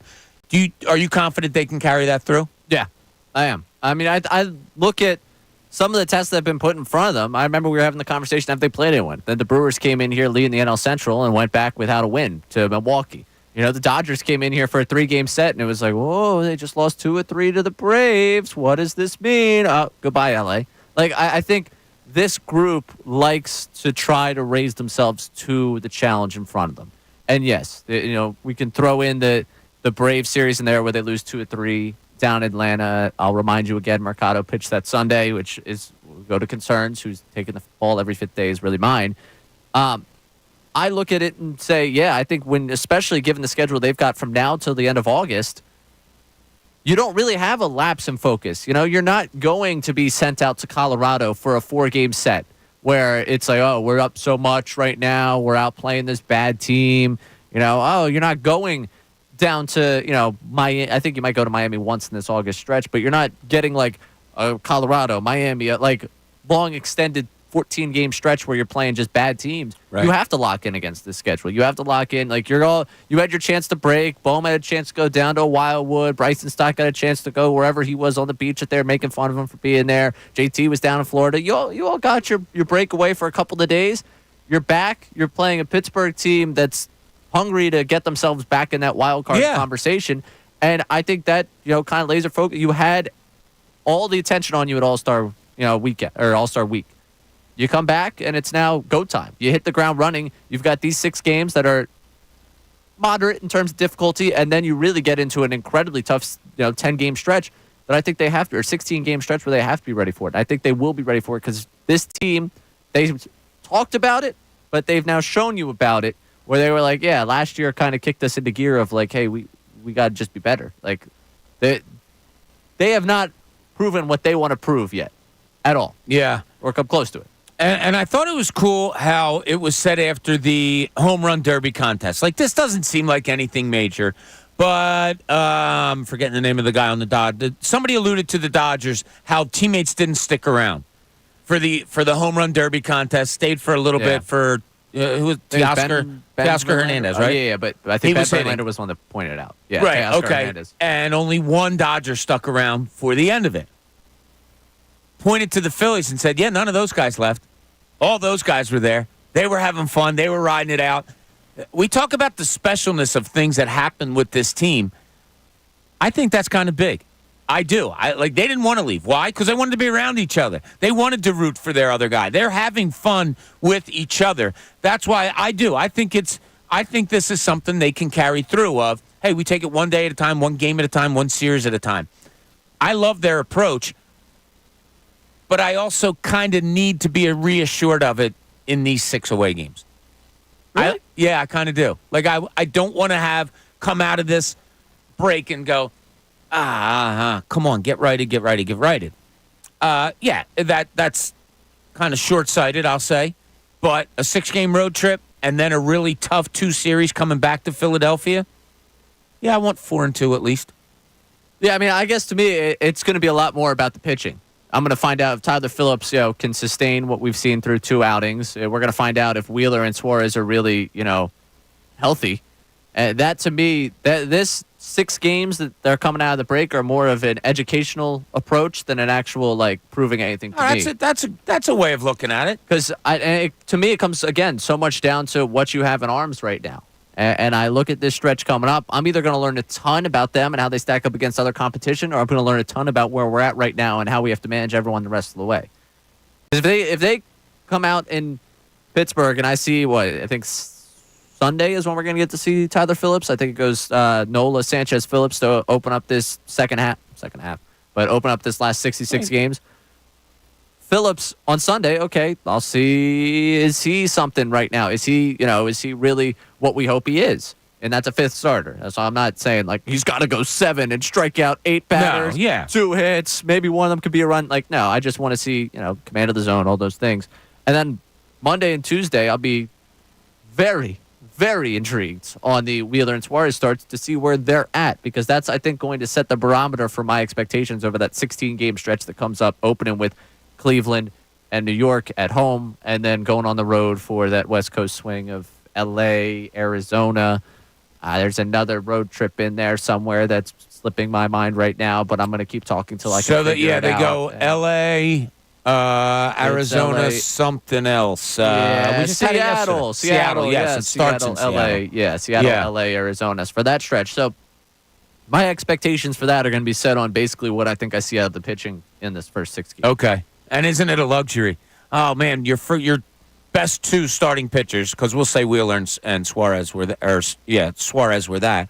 Yeah, they're going to hold them out a little bit. But, let's just throw Aaron Nola out there and a Christopher Sanchez out there. Right. Such a luxury that they do have. All right, when we get back, we're going to take a little bit of a closer look at the remaining schedule for the Phillies and maybe see what type of ball they can play these last 66 games and where it ultimately takes you, because there's some records maybe to be had. We'll do that and a whole lot more. This is Middays, Bob Cooney, 97.5 The Fanatic.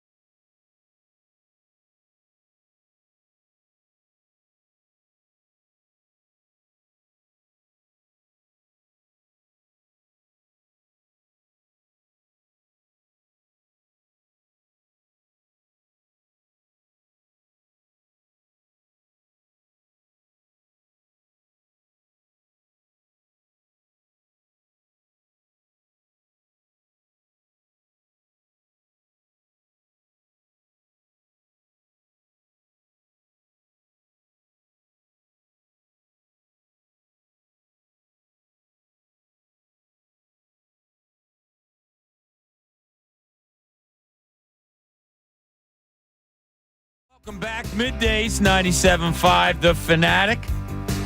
As we're crunching some numbers here, we're taking a look at the Phillies schedule for the last part of the season. I wonder where this may go. Now, they are playing baseball at a 646 clip right now. Solid. Unbelievably good. There was 4 teams in all of Major League Baseball last year, just 4, that played over 600 ball. Phillies are at 646. It's really good. All right, they have 66 games left in the season, Ray. They stand at 62-34. Give me a record for 66 games in the second half of the season for your Phillies.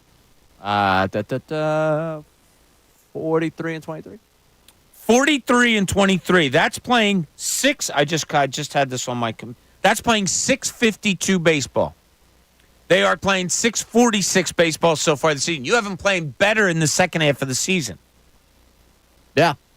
Wow. 43-23 will take them to 105 wins.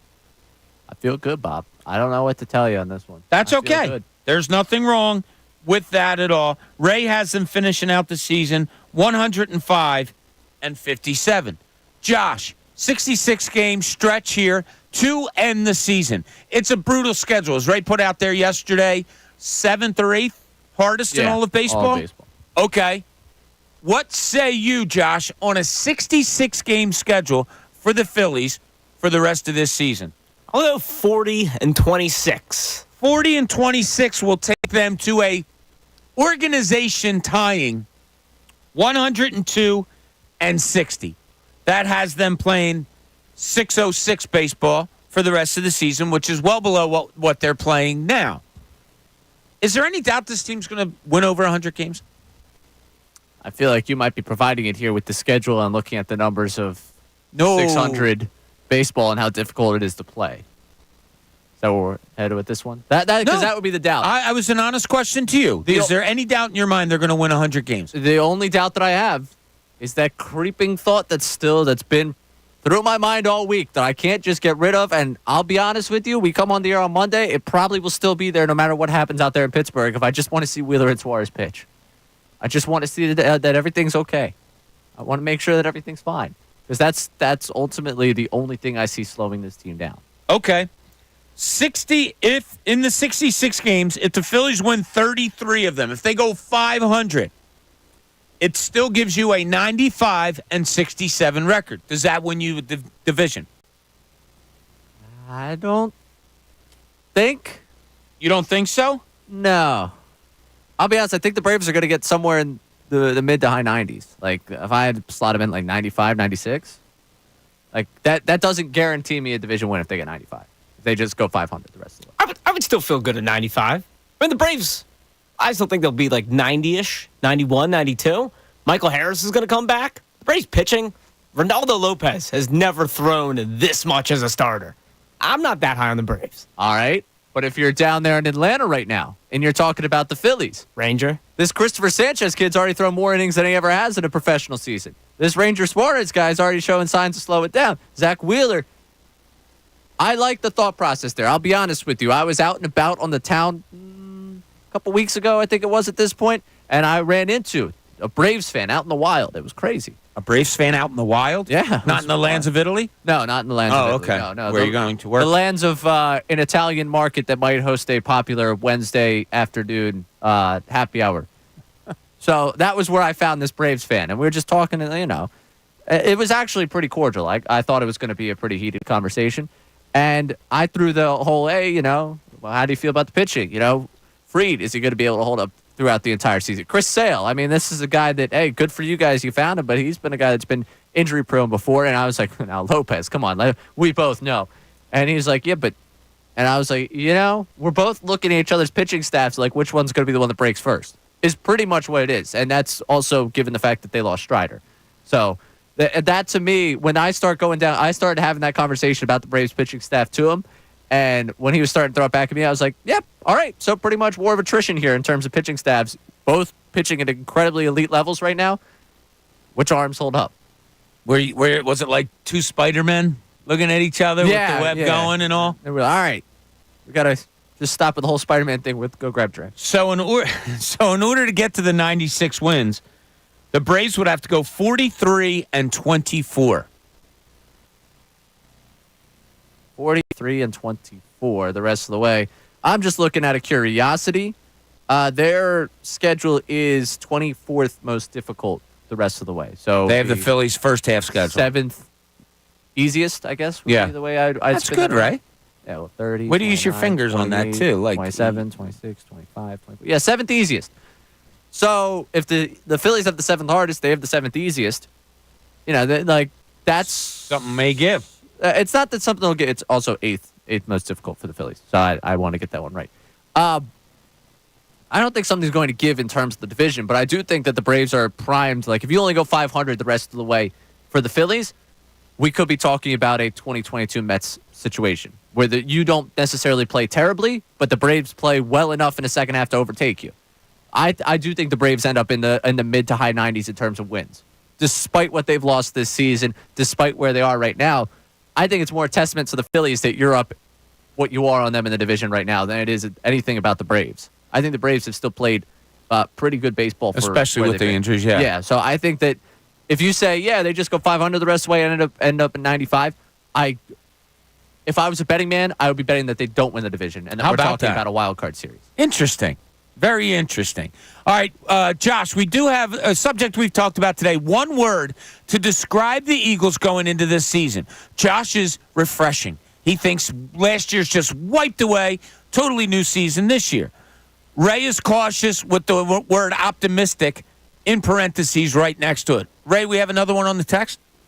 Yes, we do. And my name is Josh. They What did I say, Ray? Yeah. My fault. They say, great. That's their one word. Barkley, AJ, CJ, GJ, and Hurts. Stop worrying. Stop whining. This is Philly. The Phillies had a meltdown last year, and they're responding like true athletes. I expect the same out of the Eagles. Okay. Go ahead, you respond to it because I'm whining. Comparing the...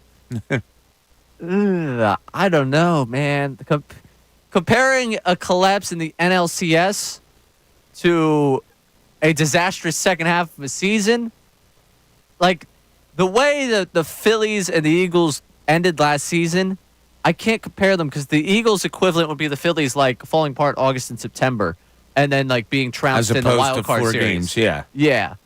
I can't give the whole like because the Phillies responded, it's the Eagles. Welcome to Philadelphia. We fight. Yeah. I can't draw that comparison even in the slightest. No, I can't go there either. All right, when we get back, there was a national article written about the Philadelphia Eagles by a national person. We'll dive into that a little bit because it doesn't really give all this glowing optimism that we are hearing today. We'll get into that and a whole lot more. Middays, Bob Cooney, 97.5 The Fanatic.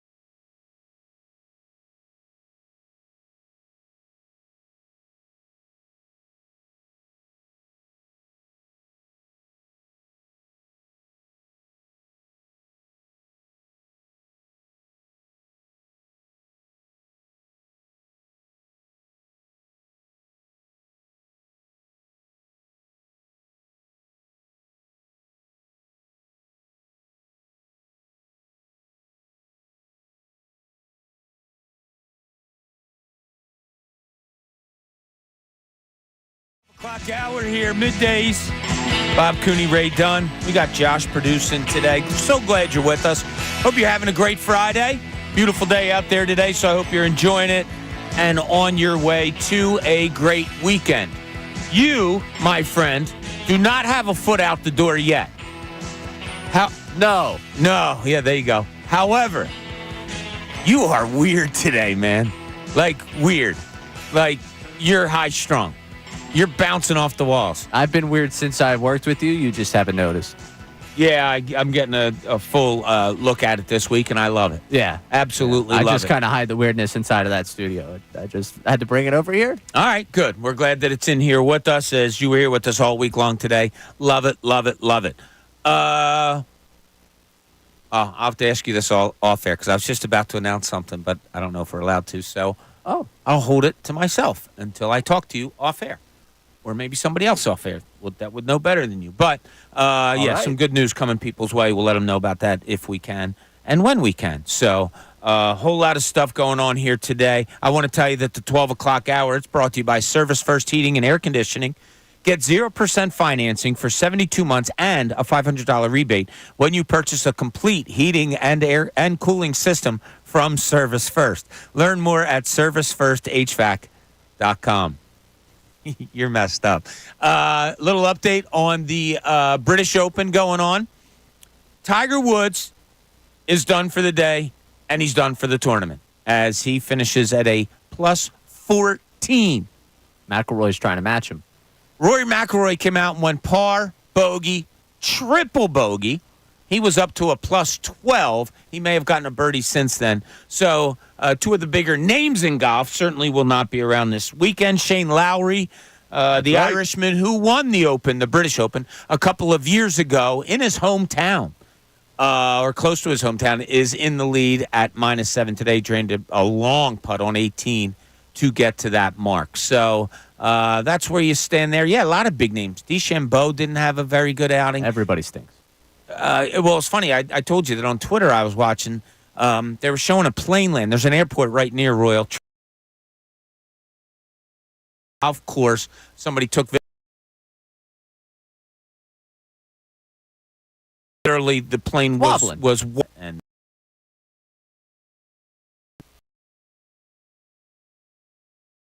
whatever happened to Rory? Wrote an article about the Phillies. The lead on this.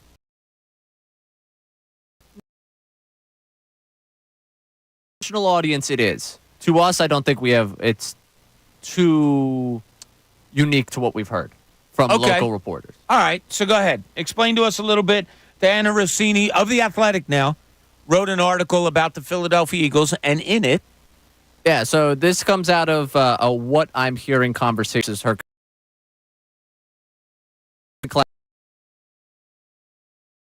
they're definitely different heading into 2024. Here's what I'm hearing. So she mentions the Sirianni-Hurts dynamic, and she uses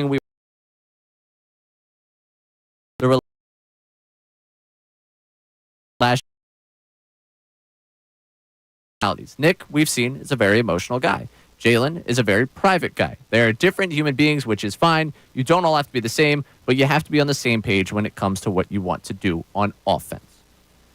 She continues to talk about the 10-1 start, how things were really going. So this is now her words. What I was told, those 10 wins were a grind. The Eagles were winning, but things weren't exactly perfect behind the scenes from a cultural standpoint. One issue, Sirianni is a conservative player.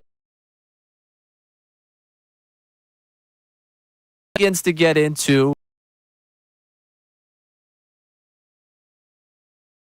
Johnson was last year's offensive coordinator. He's since been fired and is now with the Commanders. Johnson had a great relationship with Hurts, which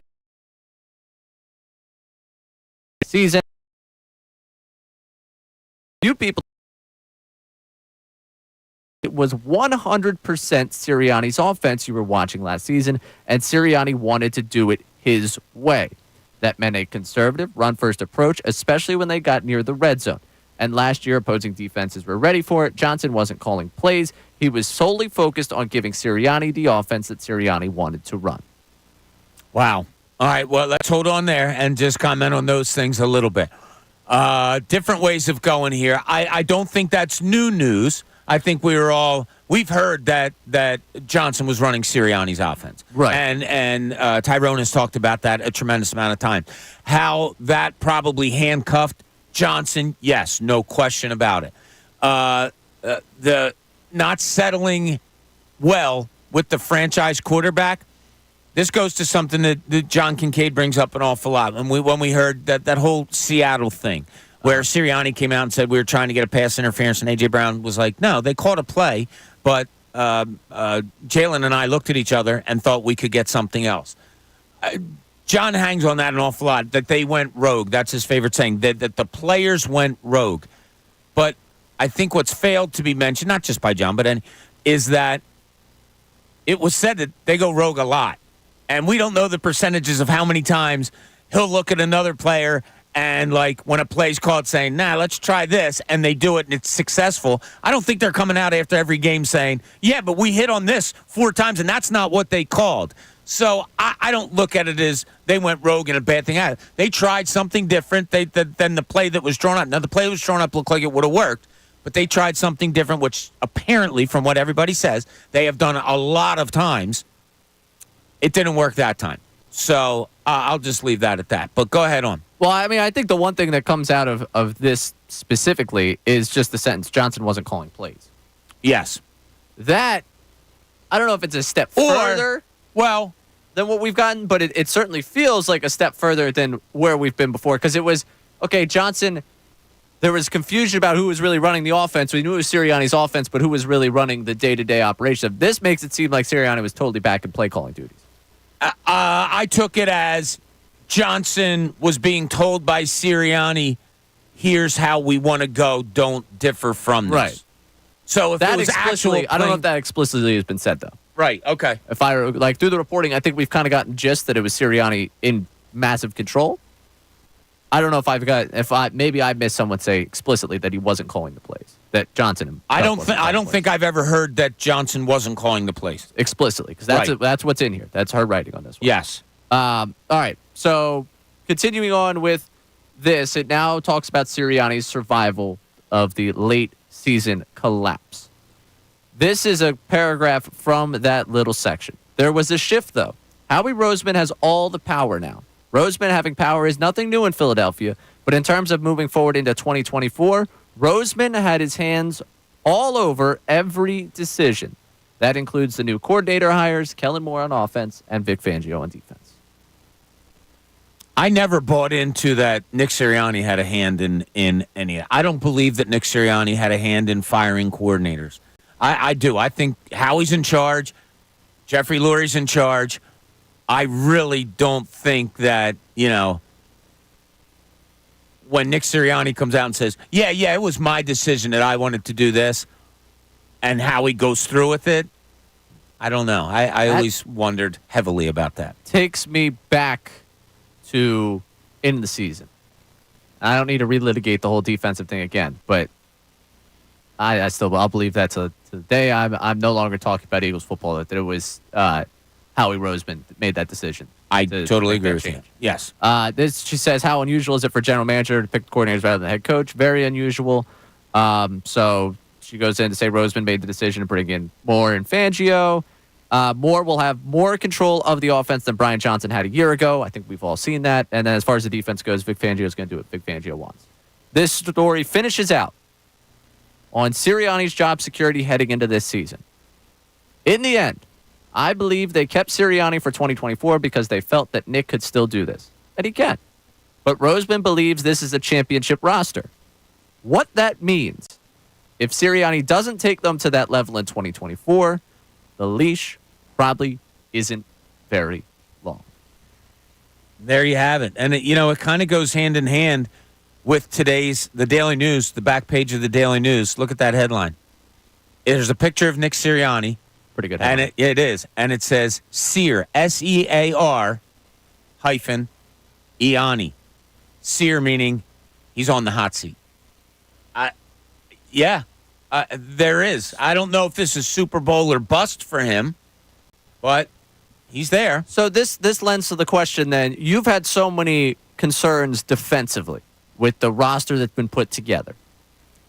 If Howie Roseman truly believes this roster is championship level, are we missing something with the defense, or is Roseman missing something with this defense that could end up costing Sirianni his job? Well, look, they addressed the defense. They did. You went out. Everybody loves the draft picks. They, addressed areas that they need. They even took a linebacker. They did. A legacy, but they took a linebacker nonetheless. Do I think they're underplaying this defense is kind of your question? Well, the line right here is Roseman believes this is a championship roster. Mm-hmm.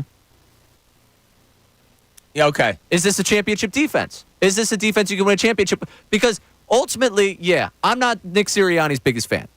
I'm just not. After last season, I had a tough time reconciling the whole coming back thing. But okay, you want him back, or everyone you can't get rid of a coach that quick because of where he was the last season. They made the playoffs all 3 seasons. Whatever. I didn't necessarily understand how it was going to play going forward, but we're going forward with it. They're making that move going forward with it. If you now say that the judgment is on for him this season, that Howie Roseman believes he's given him a championship roster.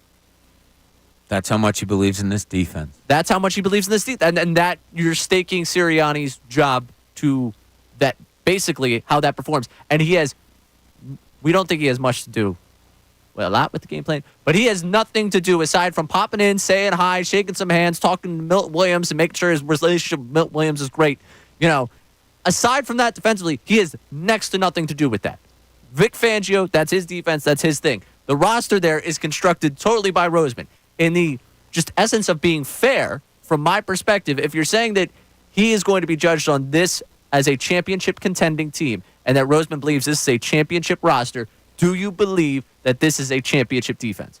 No. Yeah, no. Not even a little bit. Yeah. So that to me, like, if her saying that, it doesn't sound like maybe she talked to Roseman. Maybe one of her questions was, do you think this team could win a championship? And he says, yeah, I do. She says, shortcomings with the rosters. I think we have enough to overcome it. I think we do. The throw-in line is Howie Roseman thinks he has a roster to win a championship. I don't know. I don't know. Yeah. But let's be honest. What gives Sirianni the ability to survive? It's totally on the shoulders of his coordinators. Whatever fate is waiting Nick Sirianni probably has very little to do with. So right? Look, Kellen Moore has taken over the offense. Vic Fangio, 66 years old, has been a defensive coordinator for 20-plus years in the league. He ain't listening to anything Sirianni has to say. And we heard Sirianni say, what do you want me to do, duck my head into a meeting or two on the defensive side of the ball?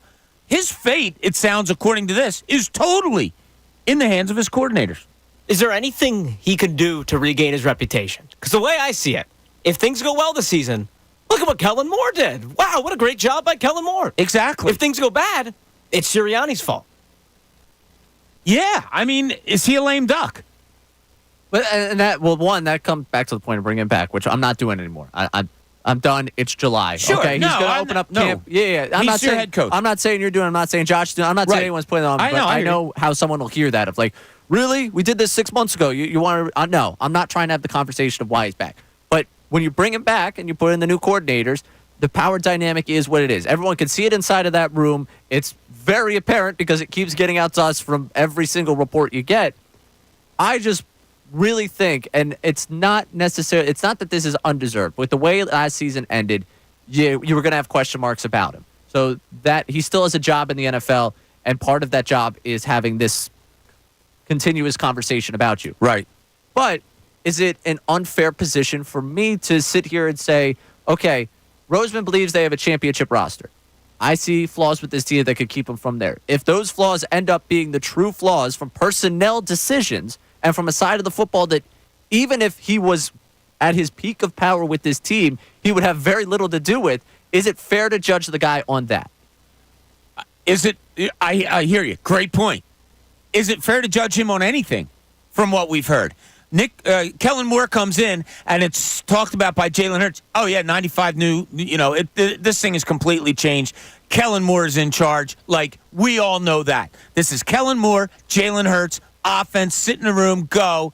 Nick Sirianni, yeah, if you have something to chime in on as far as, number 27, he holds the ball in his right hand when he's running down the left sideline too much. Make sure we transfer it over to his left arm. Okay, thanks, Nick. Anyway, Jalen, he's got nothing to do with the defense. Absolutely nothing to do with the defense, right? So, wouldn't believe so. I can't imagine, Nick Sirianni's walking into Vic Fangio's offsite. Hey, so this is what I'm thinking for this. Like, no, right? So, again, so blame on him is almost like not fair because he's not involved with anything that would warrant him being blamed. He's a spokesperson. I don't know. I think we're going to get more of a, as this training camp happens, the preseason happens, I feel like I trust the beats in this town to probably uncover a number of things where it's going to be like, okay, this is kind of what it looks like. This is the inside look at the building, the way everything's going as we get to training camp. So we'll probably get a greater understanding inside of that organization of what's happening. I just think that to read this, and obviously he's going to be on the hot seat after what happened last year, but if they were to go, I'll throw it out there, 11-6, they win a playoff game, or they play a playoff game where something unfortunate happens against them that isn't a catastrophic coaching mistake. It's just something that happened on the field and they lose. Right. Like if those are kind of the expectations I have for them, 11-6, winning a playoff game, like compete in the division, the whole thing. If he does that, and maybe they don't look like, we never have the thought this season where they're the best team in the NFC, or we have the thought where like they're going to go win a Super Bowl. Is that not living up to championship level? Is that not the championship aspirations? Is he going to be held against that? And how much, like, Howie has all the power, which isn't new, but also, like, is a parent, he's going to have to wear some of this. Oh, yeah, but to whom? Like, Jeffrey Lurie isn't going to fire him. But is that an environment where anyone can find consistent success? All right, off of this, if you had one question for Howie Roseman, what would it be? Hey, Howie, I just read Diana's story. I have one question for you, and it's this. Why do you believe this defense is championship level? Okay. Mine goes deeper a little bit. That's a great question. Mine goes, what is Nick Sirianni in charge of? Now, the simple answer. Team. Right. That's the simple answer. I said, okay. He's not in charge of the defense. He's not in charge of the offense. We know Kellen Moore's on the offense, Vic Fangio defense. Is that easily replaceable? Like, what? So how can you blame him for things that happen offensively and defensively when it appears what he's doing is drawing up the practice schedule? You know what he's going to do. He's going to, hey, look, Mike Tomlin, John Harbaugh. Look, he'll start saying CEO coaches, hey, this has been a successful model for other teams. We believe in the leader that Nick Sirianni is. I could how we speak you right now. Like, we believe in the leader that he is. You look at the landscape of the NFL with the roster that we've put in place, the relationships he has with these guys. He's going out there and he's going to lead this football team this year. That's his role with this team. Every day, he is the man in charge of this group. Like, he'll talk around like, oh, it's worked elsewhere. We like what we have here. We like who he is. We like working with the guy. I like your question better than mine. Because then I'll want to know what he sees. Yeah. How do you think this defense is part of a championship roster? And I think the first part of that answer is whatever's top of mind there, or whatever he fires off first, is really what he thinks. That's why when we get these coaches, the reason I will always jump when Grant Calcaterra is the first wide receiver 3, or Zach Bond's the first off-ball linebacker. You think, because I think that immediate jump to response, you should know the questions coming about those things. How you respond to it early on in those answers, to me, is always pretty telling. Yeah, on some people it is. It's funny, Embiid, whenever I would interview him, at first he'd always be, yeah, no, I don't think so, blah, blah, blah. And you just had to be patient. And then here it came. And then it would come out. But you're right, Sirianni, I think, is, because he's pre-planned an awful lot, your first read is probably right. Right, and that's what, when Fangio brought up on first, those top-of-mind things, to me, maybe it's a coaching thing for me. Maybe I overvalue it too. And it just might be a personal thing, but I always look for what's top of mind when that answer comes to. So if I ask Howie Roseman that question and he comes back with, well, you look at bringing in Vic Fangio to this team, I start to say, I asked you about the roster, not the coach. Yeah. Or, that to me, if you're holding him to a championship level, championship contention, did you do everything in your power to put him in the place to succeed? I'm not saying he had a bad offseason by any means. Sure. I'm just saying, is Nick Sirianni now in a position, and I like the no-win thing with the fan base, sure. It's there. There's been plenty of athletes and plenty of coaches in this town that have been no win with the fan base. And, if Sirianni was going to be a coach that ended up winning something, then ends up winning, Super Bowl, no one's going to care about the no-win because the guy ended up doing the Super Bowl. Yeah. So I don't really care so much about the no-win with the fan base, but it's a problem if an executive can't be overly impressed or can't put together an environment that I think is consistently successful for a head coach. So a lot of interesting stuff there in a story by Diana Rossini that we just laid out, that Ray just laid out perfectly for you. It brings up a lot more questions. It also lends to our question to you today about your one-word description of the Philadelphia Eagles, your one-word description going into this season. 610-632-0975. Let us know what it is. You can text us on that number. You could call us. We can talk it out, whatever you want to do. 610-632-0975. This is Middays. Bob Cooney, 97.5 The Fanatic.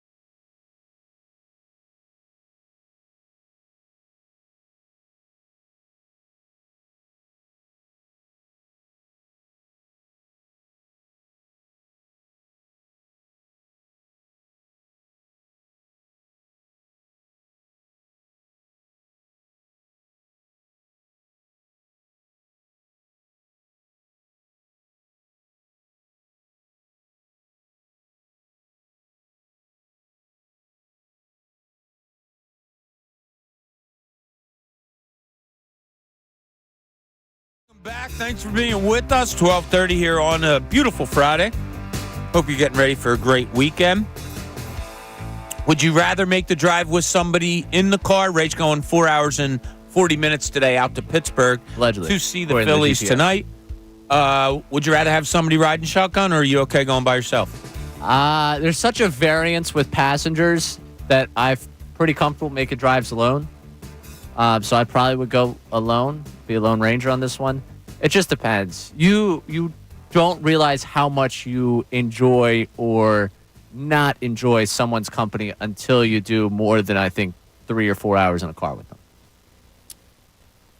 Have you done it? And have you had both of those experiences? Yes. I've had people that have surprised me on a long drive. I'm like, wow, person's pretty great. I've had people that by the end of it, I'll be honest with you. The first one is... Was Josh one of those people? No, Josh was not one of those people. The first one's more uncommon, and I would say the second one, it doesn't necessarily take 3 hours to realize whether you enjoy being in a car with someone. Some extended rides could be like, yeah, I'm going to need a solid half hour away from you before I deal with the rest of wherever we are or whatever we're doing. What is the longest you have been in a car on a ride with someone? Oh. Well, my family did the drive, I think, to Hilton Head once. And I love my entire family, so I would never say that being in a car with them would be a bad experience. And I enjoyed driving with them all the time. I would say with a friend, I had a great drive out to Pittsburgh the only time I was out there with two of my friends. They joked that we made it out there in 3.5 hours. That's the lore. I don't think I actually outdrove out there in 3.5 hours. But that was a good time. You do know how to tell time, right? Yeah, well, we were moving, Bob.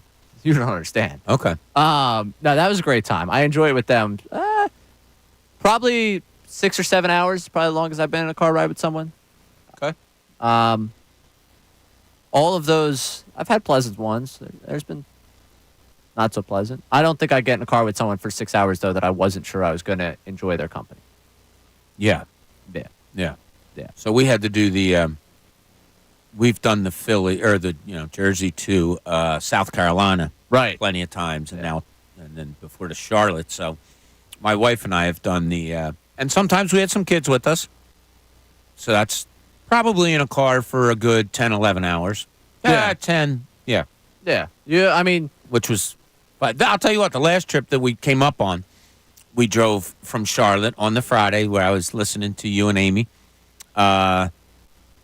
It was phenomenal. And it was phenomenal because my wife said, I'm driving for a few hours. You can try to tell me no, I'm doing it. Because usually I do the whole drive. I do the entire drive. Yeah, and I'm Any usually, situation, I'm doing the drive. I like to be in control, yes. But at this time, she was like, look, it's a long day because we had flown down and we were coming right back and I was moving furniture. She goes, look, you're going to be sweating. You're moving furniture. You got to move it again. I'm driving. That's it. So she did. She drove like the first 3-4 hours, whatever it was. And it was fantastic. And then the final 5 hours that I drove, 6 hours that I drove, went by like a piece of cake. Wow. Good. Yeah. So we all hope you have safe travels today. As I told you, Bobby, my son, him and his girlfriend made it out last night, said it was a perfectly easy drive. Everything was good to go. I think they're staying a couple of miles from Pittsburgh. I think they're like 5 miles from downtown. Are you right downtown? I'm trying to figure that one out. Are you staying at a friend's? You're staying at your I just friend's. don't I'm know sorry. their address, so I'm trying to trying to grab that right now. Actually, that was the break for me, trying to figure out, hey, where's the address again that I'm going to? Yeah. So we've been talking a lot of Eagles today. Just, came up with a fun thing that we like to do, especially on Fridays. But we put out the question out there for you for a one-word answer. If you're looking at this Eagles team honestly in your head right now, and you're looking forward to this season, and I don't necessarily mean looking forward like joyous, looking ahead to this season, what's the one word you would use to describe it? And Ray came up with cautious, with a parentheses of optimistic next to it. Cautiously optimistic that certain things that you hope will happen have a good chance of happening. Josh went a totally different way and said refreshing. Last year's done. Forget about it. Whole new slate. Here we go. Can't wait. love this team. I threw some, linebacking core doesn't concern you? The lack of rushers, that doesn't concern. So when we went there, we still couldn't knock down positive Josh. Couldn't knock him down a notch. He's refreshed. He's good. Ready to go. Eagles, Eagles, Eagles. I don't think I've put a word to it. No. And I might not. But I might not.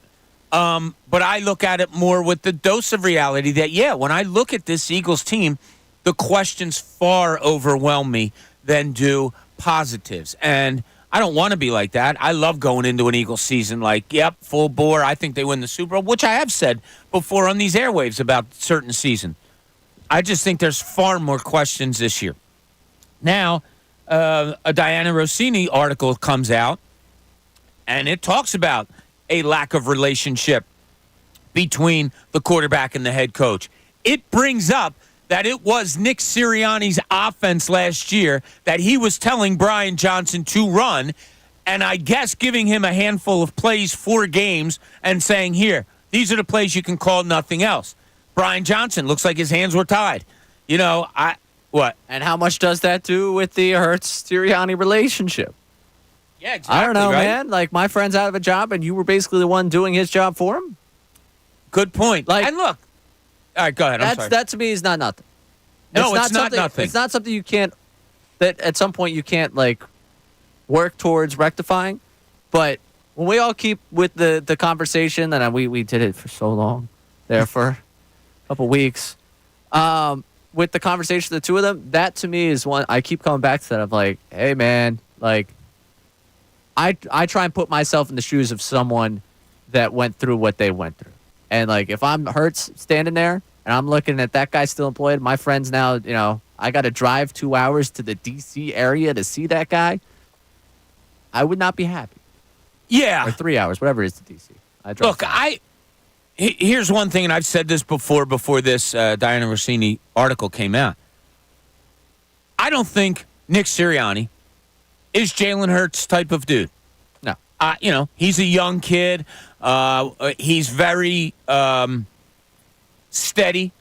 He describes it as private. I think that's a good way to describe private, it. Yeah. very good. Yeah. Reserved. Yeah, we see him get amped up at times when he wants, when he has to or wants to.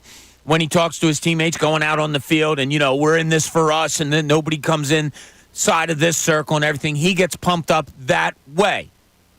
I don't think he likes the way Nick Sirianni handles himself. I don't think he likes the pandering, the rah-rah, the thing at the Super Bowl where he just turned to him and was like, nah, man.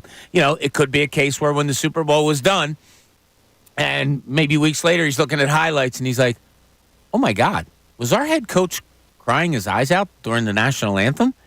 Maybe that's something that he's like, man, I need him to be ready for the game and he's crying. I don't mind. That's okay. That doesn't bother me. You're not going to get along with everybody that you ever work with in a way that you're putting your arms around each other and let's go get a sandwich and all that. That's fine to me. You're adults. You do your job. That's what's most important. But if all of this is going on, if he didn't trust Nick Sirianni enough that they were running plays on their own an awful lot of times, which they stated, okay, then that's a bigger problem. And again, this is the way, he says, the way I would describe it, the relationship is still a work in progress. Obviously, they got to get to a point where it all works itself out, and justifiably so. On the side of Hurts, I see the frustrations. On the side of Sirianni, I could also see oh man, I got upstairs breathing down my neck. I'm trying to do my best for myself. You might think that you're doing the right thing, but in this type of scenario, I see the frustrations with Hurts a lot and understand where he's coming from a lot in that type of where there would be the work that needs to be put in for that relationship based on what we've read and what's been reported. All right, I'm going to ask both of you a question when we get back from the break. I already asked Ray before if you had one question to ask of Howie Roseman, what would it be? And I thought you had a great answer. I'm going to ask you both, what would your one question be to Nick Sirianni if you had to sit down and one question to pose to him? What would yours be? One word to describe the Eagles after we've got some text on it, but after we've read a little bit, some synopsis of this Diana Rossini article, What are your thoughts? 610-632-0975. Hope you're having a great Friday. I'm so glad you joined us here. This is Middays, 97.5 The Fanatic.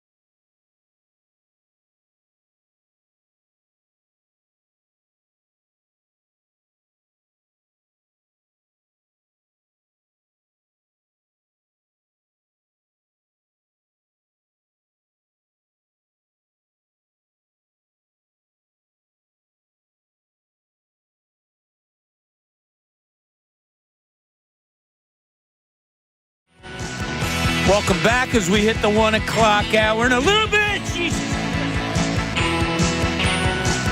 That's not smart when we're on the air. Silvana hiding under her desk, grabbing my leg as we start this 12 man, I'm just like, Oh, you all right? she's lucky I didn't kick her. Oh, man. Did we video that? Did we got it all? I'm sure Yeah? that'll be videoed somewhere. All right. You got to hit the dump button. Did you get that too? Yeah. We got it. Oh, Yeah, a man. little too. You in on that? Oh, I didn't think she was going to do it when you came on the air. I thought she'd do it when you got back. Yeah, right?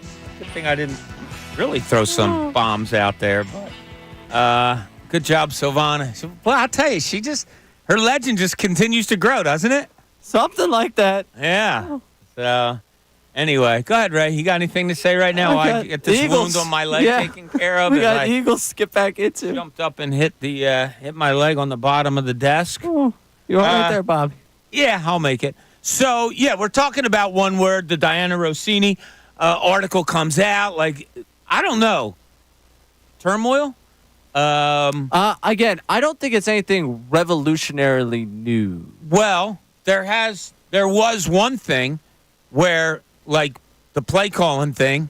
Yeah, It's kinda I guess weird. that's the one thing that like comes out, and I don't know. I had started to walk down the path of assuming that Sirianni's hold on that offense was even greater than had been reported. Like the fact that it's now called plays, I don't think that necessarily shocks me. Now to have it explicit, I guess is to have it explicitly said Johnson Right. wasn't calling the plays. That was the biggest revelation I think I got from this. Because everything else, the work in progress for the relationship, Roseman making the decisions, these are things that I think I kind of leaned to, like, Kellen Moore's here. All right, yeah, Kellen Moore being here seems to be more of a how we think. Vic Fangio being here, I could see, Sirianni wanting to sign off on that one because it seemed like he wanted to sign off on that one before. Yeah, a couple But, years like, ago, right? The fact that Roseman took over more power in the season where he thought they underperformed doesn't surprise me. Yeah, it's like everything else. Something happens, and then you learn more and more and more and more and more about it, especially when something bad happens, right? You think there's things there. Now, I got to give credit to Tyrone. He's been saying since last season got over that Brian Johnson, his hands were tied. It was Nick Sirianni's offense. He was told what he could run, and that was it. And it was like boom, boom, boom. And I know Ty will talk about that a lot today, but Ty was right on it. And, Brian Johnson, it's pretty apparent that his hands were tied. And a lot of things didn't work out that way. You dive a little bit deeper talking about the relationship. Well, that was a good friend of his. That was a guy that they gave the offensive coordinator, to a year after he had a spectacular season. And was there stuff there that Jalen Hurts just didn't even recognize?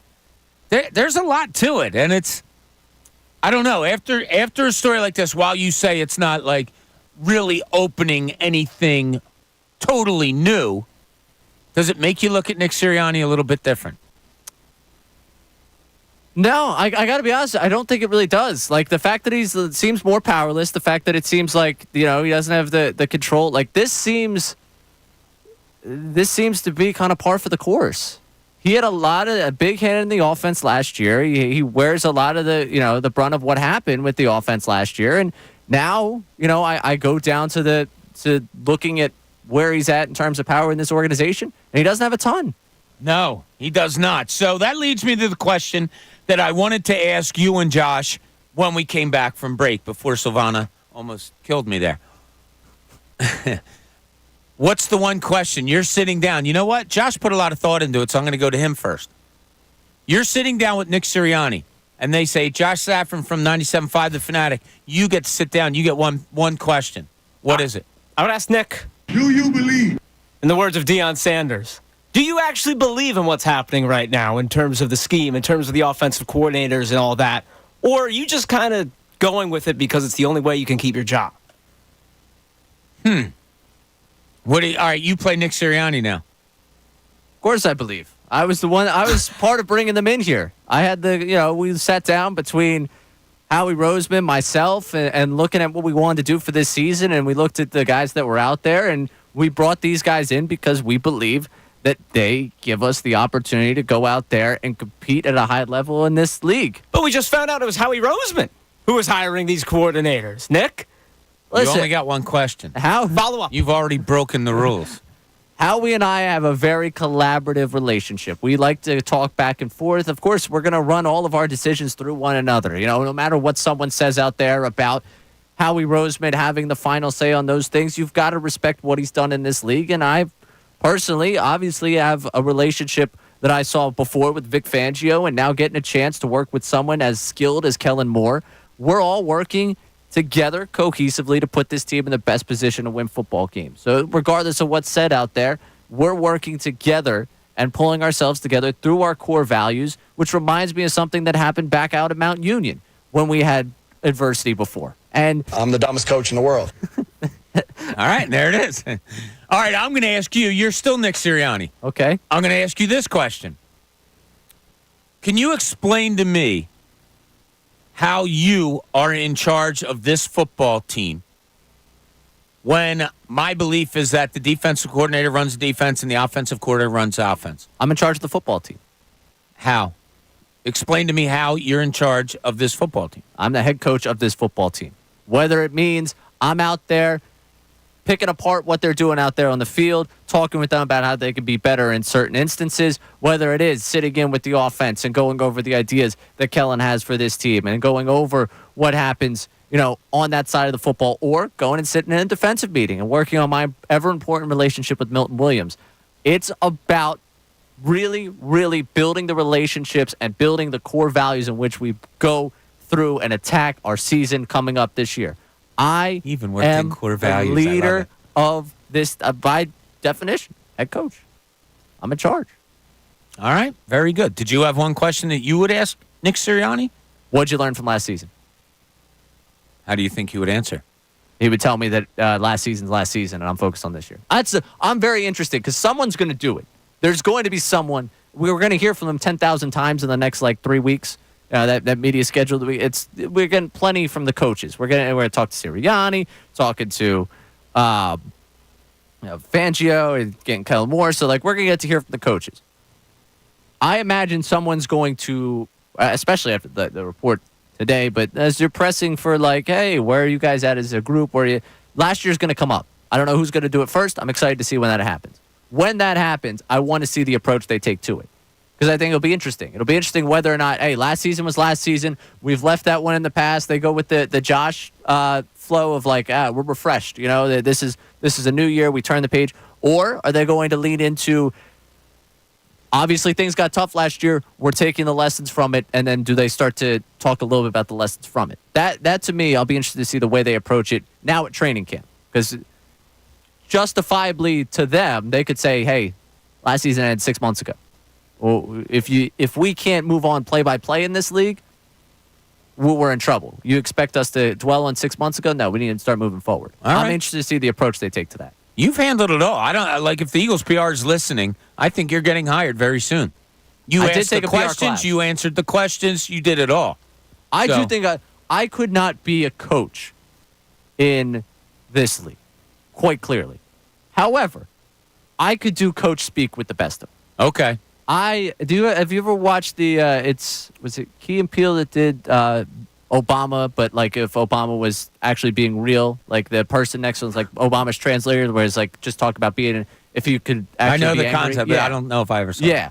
I could be that for any coach. Any coach? Yeah. Whether they want me to be the one that is actually saying what the coach is thinking, or if you ask me questions, I can coach speak like the best of them. Tell them how to answer it. Yeah. How you want to say something without saying nothing? I'm your guy. Yeah, exactly. Yeah. I would enjoy that PR side of hey, all right, how do we frame this one? It's what do you think about last season? What do I think about last season? I don't. Yeah. I've moved on. Would you want to think about last season Yeah, if you were me? Look how bad We last lost season got. 6 of our last 7 games. Yeah, which is We're the worst why team in football at the end of the year. As much as he drives me crazy, I'll say it. I hate Sirianni's pressers. But there is a little guilty pleasure. There is a little, it's kind of for some people, watching the Kardashians, you know, they, oh, yeah, this is horrible television. But they're still watching it, it's still on the air. For me, that's a Sirianni presser. Oh, this is just too much rambling. Well, I'm going to listen to every word, and I'm going to try and pull meaning out of everything. It's going to be an interesting football season with us together. That'll be a lot of fun. All right, when we get back, we have speaking of fun, we have some fun things we want to throw out there to you for the last hour of the week before we throw Ray into his car and get him off to Pittsburgh. So we'll do that with you. There's some things running around in Ray's head that I kind of wanted to not tinker with, but try to figure out. We'll do all that when we get back. This is Middays, Bob Cooney, 97.5 The Fanatic.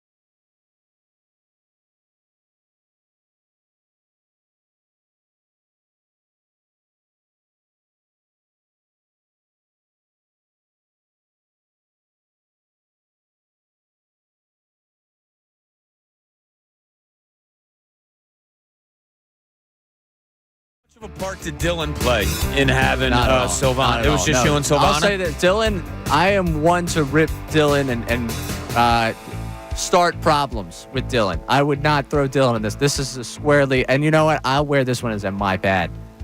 Definitely lacked critical thinking on that one. It could have ended badly. That's a poor move on my part. Yeah, so Ray and Sylvana, being the people that Hey, this could be nice. We worked together on something. You did. The relationship is getting maybe less fractured, but Sylvana decided to hide under the desk. So when I started last break, she grabbed my leg under the desk without me knowing she was there. Laugh, giggles, my reaction.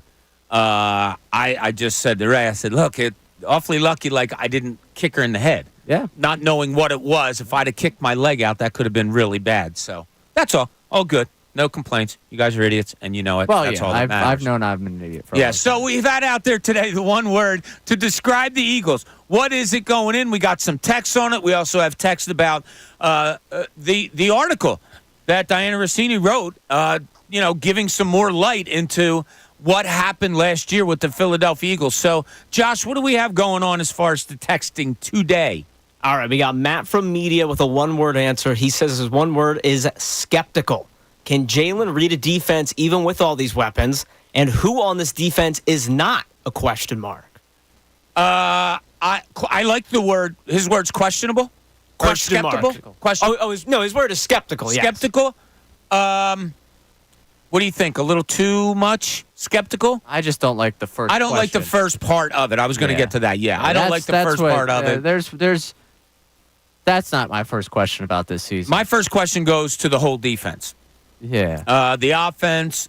How Do you quickly need Jalen can Hurts they to be adapt? better? Yes, Yeah. but I don't so much. Look, I told you, I'm on the fence with Jalen Hurts. I have to see it this year. I have to see how he responds to what happened last year for me to get a full feeling of exactly what he may be.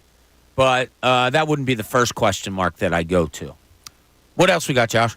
Yeah, so regarding the quote-unquote championship roster from Howie Roseman, this is Mike. He goes, if I understand the championship question to Howie, he did not say anything about the championship defense. You can have a championship team without a championship defense. Therefore, the question to Howie would need to be, what makes you think this defense is good enough to be part of a championship team? Well, isn't that kind of the same question? You're I just think it's a phrasing lot it in more a different words than what I said. If you get more specific than what I said, why is this a championship level defense? Can this defense win you a championship? I mean, or whatever. He's asking, can this defense be a part of a championship winning team? I asked, why is this a championship level team? I see it. This is the same question. Yeah, I do too. Yeah. Yes. I understand. I think his meaning is like, look, you don't have to have the best defense Correct. to win a championship. Is this good enough though to be a defense that could win you a championship? Right. And I understand the premise of what you're saying. I just think you're taking my words and getting back to my ending here. Yeah, that's a great way of putting it. And I'm telling you, my real concerning thing is there's a blueprint out there on how to stay in a game when you're not as talented as the Eagles, how to stay in a game and maybe even win a game. And the Washington Commanders came up with it.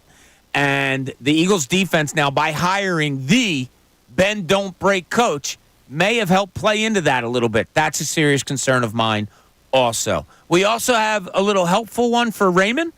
Well, it might be helpful, but it might not be optimistic. Austin from Fishtown checks in. He says, I'm heading to Pittsburgh right now, and traffic is heavy. On 76 and on to 320. There'll be 2 games this weekend, so say hi to Austin if you run into him, right? All right, Austin, you follow me on Twitter, so DM me somewhere. I'll find you at the ballpark. I will find anyone that's going out there. Yeah, it doesn't look as encouraging as it once did, but the route it's giving me right now, it is certainly a little bit more backed up than what I would like to see, but not something that we can't overcome with a good attitude and heavy foot. But mostly a good attitude. Yeah, not looking as good. I mean, this was a long shot for me to get there from my first pitch. I just don't want to get to the point where I'm like, wow. Aaron Nola's out of the game. Third inning and below is good. I don't want anything to be past the third inning. As you know, I will be calling you and all that to keep an eye on you because I got to start charging my phone. That's a good point. Yeah. Yeah. What, do you have a charger for in the car or no? I've got my computer I can put it into, but other than that, no, not really. Oh, okay. All right. Oh, I don't like that at all either. Okay, we said we were going to bring up some fun stuff here. Ray likes to mess around, so we do put together ideas the night before about a show. Ray will get the next morning, he'll get a hold of it and do some tweaking. And sometimes there'll be stuff on here that I have no idea what he's talking about, and this is the case right now. Ray put in there that he did something last night, and it prompted one of those dumb thoughts in his brain. Now, I don't like when you categorize anything about yourself as dumb, so I'll call it an interesting thought. It's a dumb thought. I appreciate you trying to soften the blow there, but I'm All right, give us the background. Give us, how your mind works a little bit before you get into the specifics of what you're throwing out there right now. A lot of times when I'm out doing something not sports related, I like to think of how I can relate it back specifically for this job. I do try and avoid sometimes locking everything back here and just becoming it will drive you by crazy. The whole thing. But last night I'm out and there's a little establishment around the corner from where I live that is doing Thursday night karaoke now. All right. And I was like, you know what? I'm going to go down there. So I went down to the karaoke place. Great rendition of Piano Man. Don't ask for a video of it. I don't have it. And anyone who does have it, burn it. Oh, rendition by you. You Yeah, sang of course. Piano Man last night. But the problem was when I got there, I was hanging out with a friend and then some people that one of them I kind of knew, the others I didn't really know. What I found out is they're all musicians and they're all actual singers. Oh. And I found out that pretty quickly because they were the beginning of karaoke night and they were fantastic. So it was like John and Connor when they sang the national anthem this week. No. Think about if John and Connor had talent singing. Oh, that okay. is But they what it tried was. as hard, that they have the posing and all. No, I mean they were having fun with it. They were messing all right, around I got with it. you. Yeah, All right. it was good. It was not braggadocious. It was more just wow, these people are incredible. And I had the thought sitting there of wow, how cool would it be to have that ability? It kind of was the guitar conversation from earlier this week where I was like, it'd be really cool to just be able to pull out a guitar and just strum a couple chords and wow, and this guy impress can play. people. Yeah. I was impressed by their ability to sing, and that led me to thinking, this is my dumb brain. It's not dumb. I went from wow, it's really impressive, really cool that they're able to sing this well.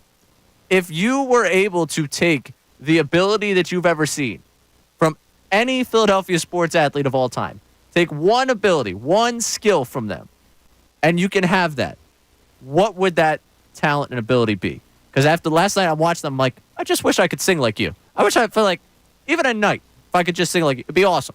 And I was thinking, that's an ability, a skill that I would absolutely love. Is there a skill in life, and a skill in sports that I've seen in my life that if I could take from a Philadelphia athlete and apply it to myself, I would want? I do have. I'm going back and forth here.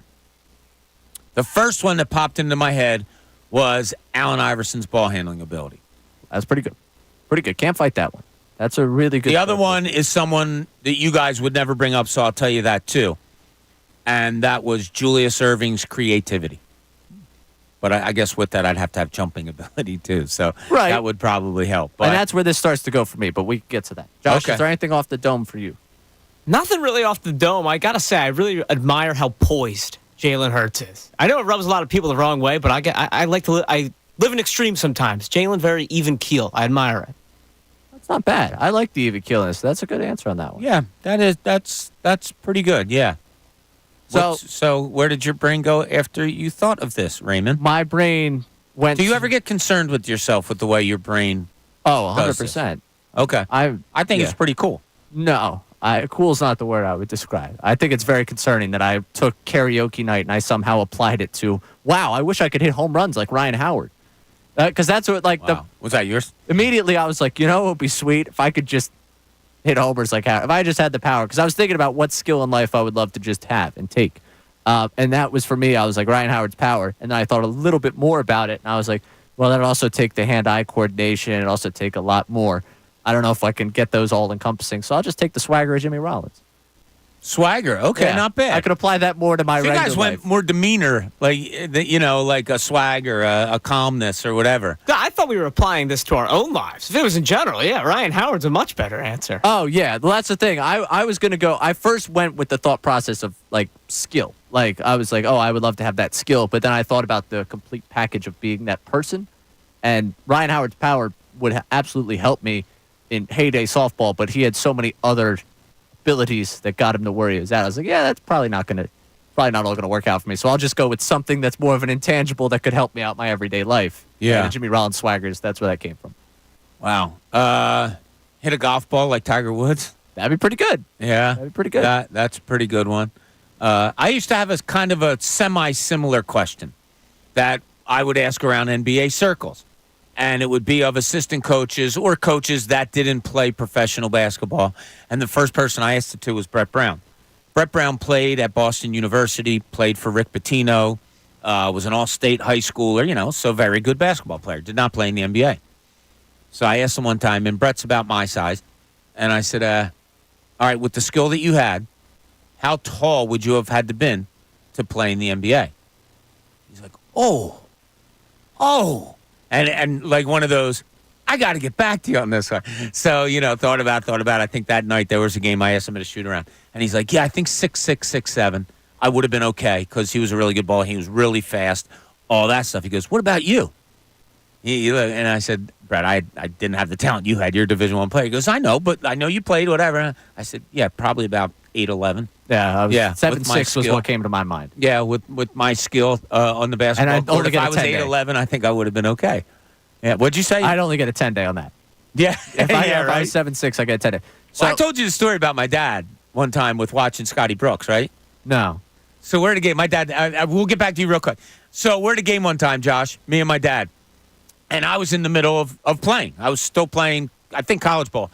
And we watch a half of the Sixers playing. Scotty Brooks is playing for the Sixers. And I turned to my dad, man, a few words, never cursed. And I said, I don't know. I think I might be able to hang with Scotty Brooks a little bit. And he turned to me and goes, shut the F up.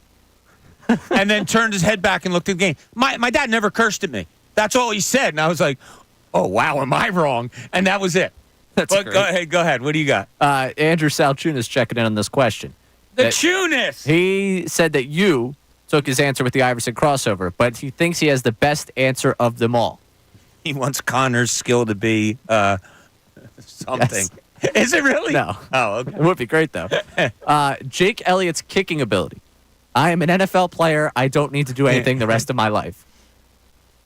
I Not actually bad. don't know if I can fight with that one. Not at all, especially if you go to training camp. If you ever been to training camp covering one in 100-degree heat, and you look at three guys off to the side doing whatever the hell they want, and it's the long snapper, the punter, and the kicker, yeah, not bad. And Elliott's got a pretty good contract. Lovato's long snapping ability. He's not getting paid as much as a kicker, nor Well, so is he getting the accolades of a kicker. Here's the thing, though.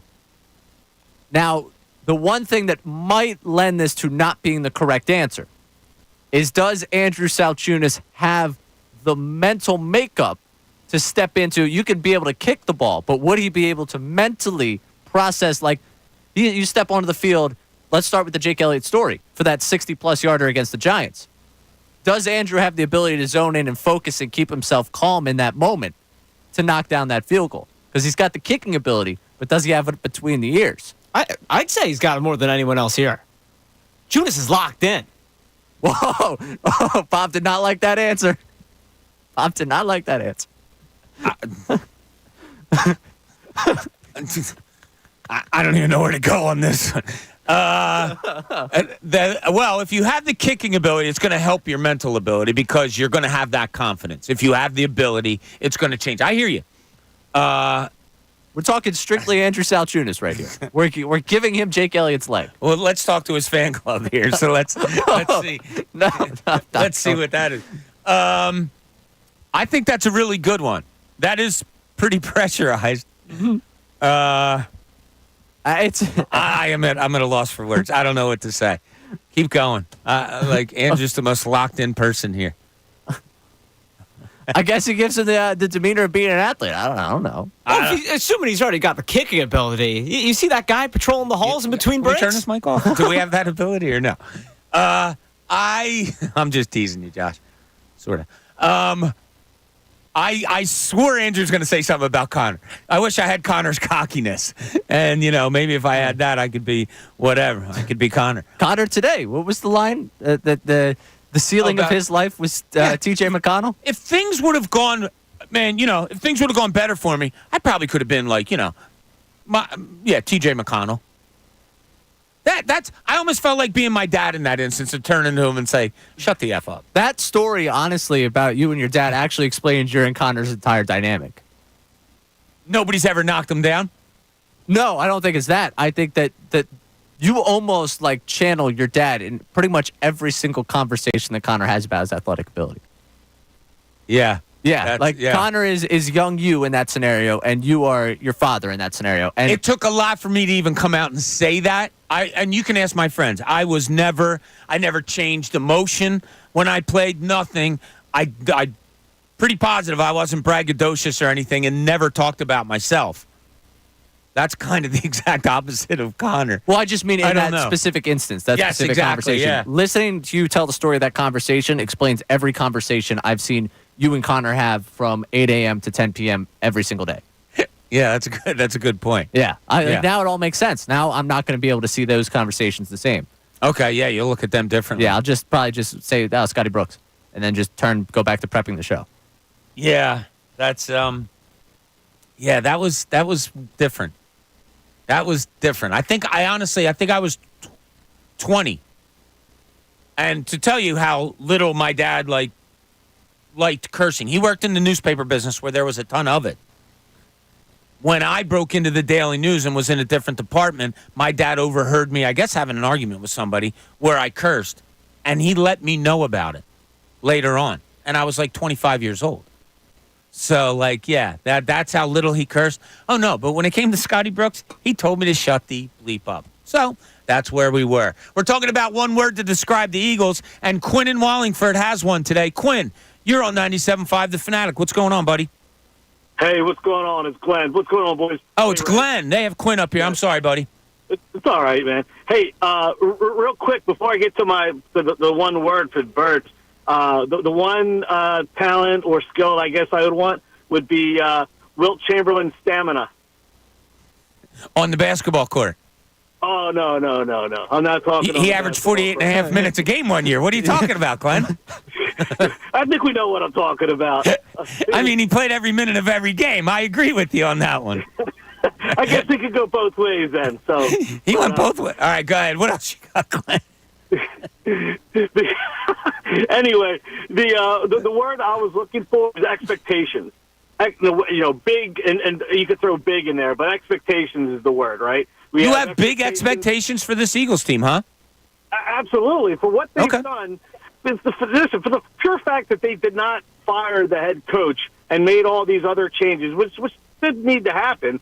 You got to remember the quarterback's on the second year of his new contract, right? I mean, they've made all these deals to strengthen the team. They signed perhaps the best or second best running back in the league to a new contract off their rival. I mean, it's a Super Bowl or bust I'm pretty sure for the organization themselves, right? I mean, we may have a different viewpoint, but I definitely have big expectations for this team. So, all right, Glenn, I appreciate that. I hope you have a great Friday. One thing that Glenn said there that's probably a pretty big key that I know I haven't brought up, and probably wrongfully so.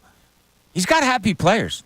He's signed a lot of these guys to big money. He's got happy players. That could be very much a positive, like Glenn talked about. And I have not brought that up enough, and that's, bad on me. If it's a negative for the Cowboys, it's a positive for the Eagles. That's right. As far as Wilt Chamberlain goes, good thoughts there, Glenn. All right, when we get back, we're going to look Phillies a little bit more, probably some more Eagles talk. One word, we're still looking for it. If you come up with a really good one, I don't know, maybe we'll throw you a pair of FanFest tickets. 610-632-0975. Ray Dunn has done a phenomenal job here today as a co-host. I'm Bob Cooney. This is Middays, 97.5 The Fanatic.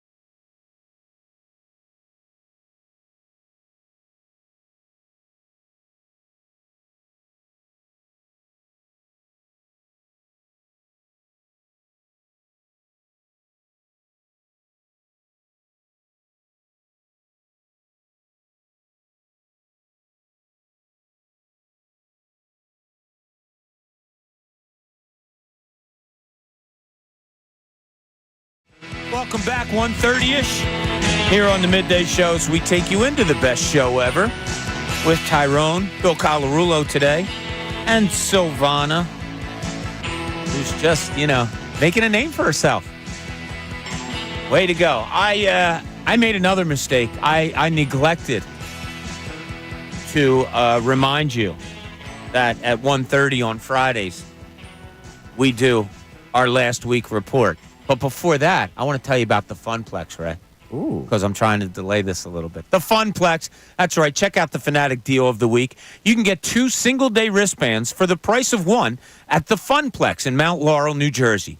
Experience unforgettable summer thrills at the Funplex. Each wristband offers unlimited access to indoor rides, Splashplex Water Park, 1 hour of bowling, and select video games. Get this exclusive offer while supplies last at 975thefanatic.com/deals. Okay, this is the moment that the girls in my family all look forward to every Friday, and it is our last week report.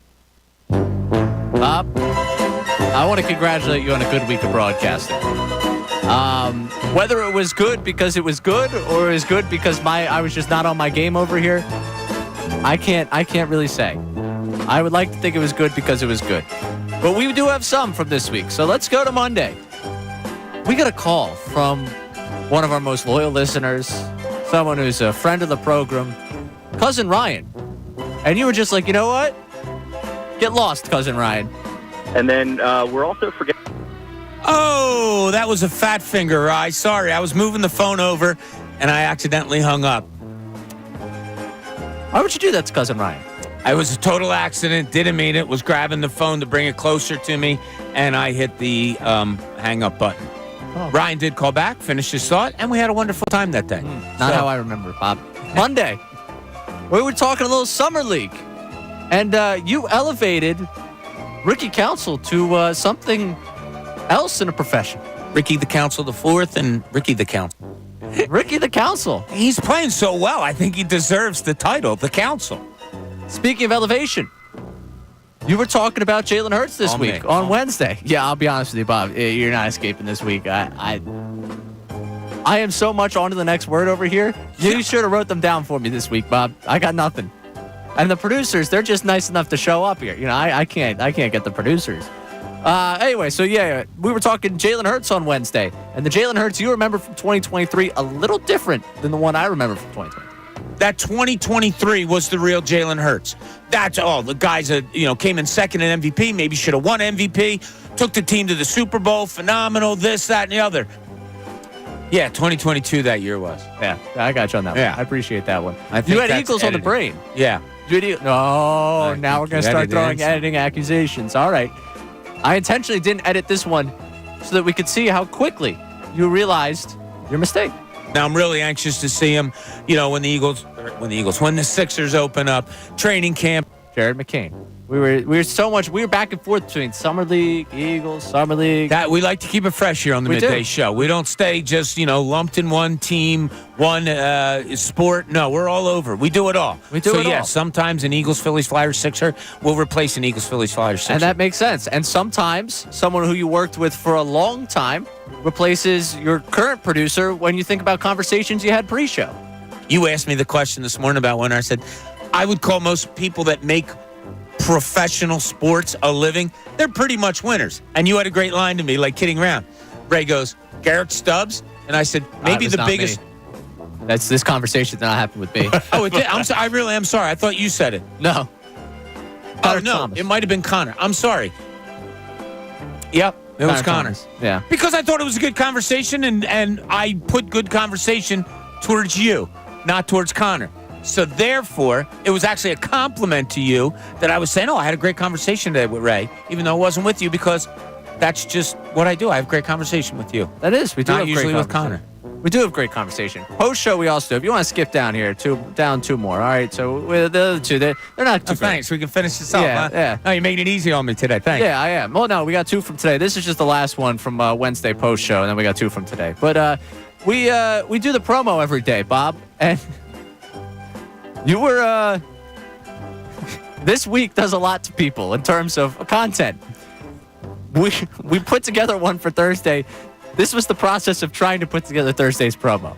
Hey, I hope to God that John and Andrew have some good talking points today, because Ray Dunn, who's going to be my co-host today, I don't know where I'm going with this. Wait, let me start over.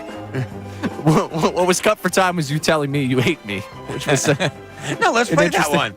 No, let's play that one. Let's do that one. What happened here? When was Go this? ahead, play that one. Today. Fudge! I hate you. I hate you. That was a fudge, folks, for those Yes, it keeping was track a at fudge. home. Yes. That was all trying to put together Thursday's promo. And then as for our last two today, earlier today, you were talking about Aaron Nola, and I don't know if you just thought so highly of him, you gave an extra letter to his last name. Nolan, in his last 11 starts, okay, yeah. Yeah, you think highly of him. Nolan Ryan level. Now, I think I You want them to trade was for putting Arenado? apostrophe in. Nolan and his last, I was trying to say Nola in, Yeah. and I kind of put it together. Yeah, all right. And then finally, you confused me with Connor this week. Earlier today, you wanted to go to the text line, and, well, I'm not producing the show. Ray, we have another one on the text.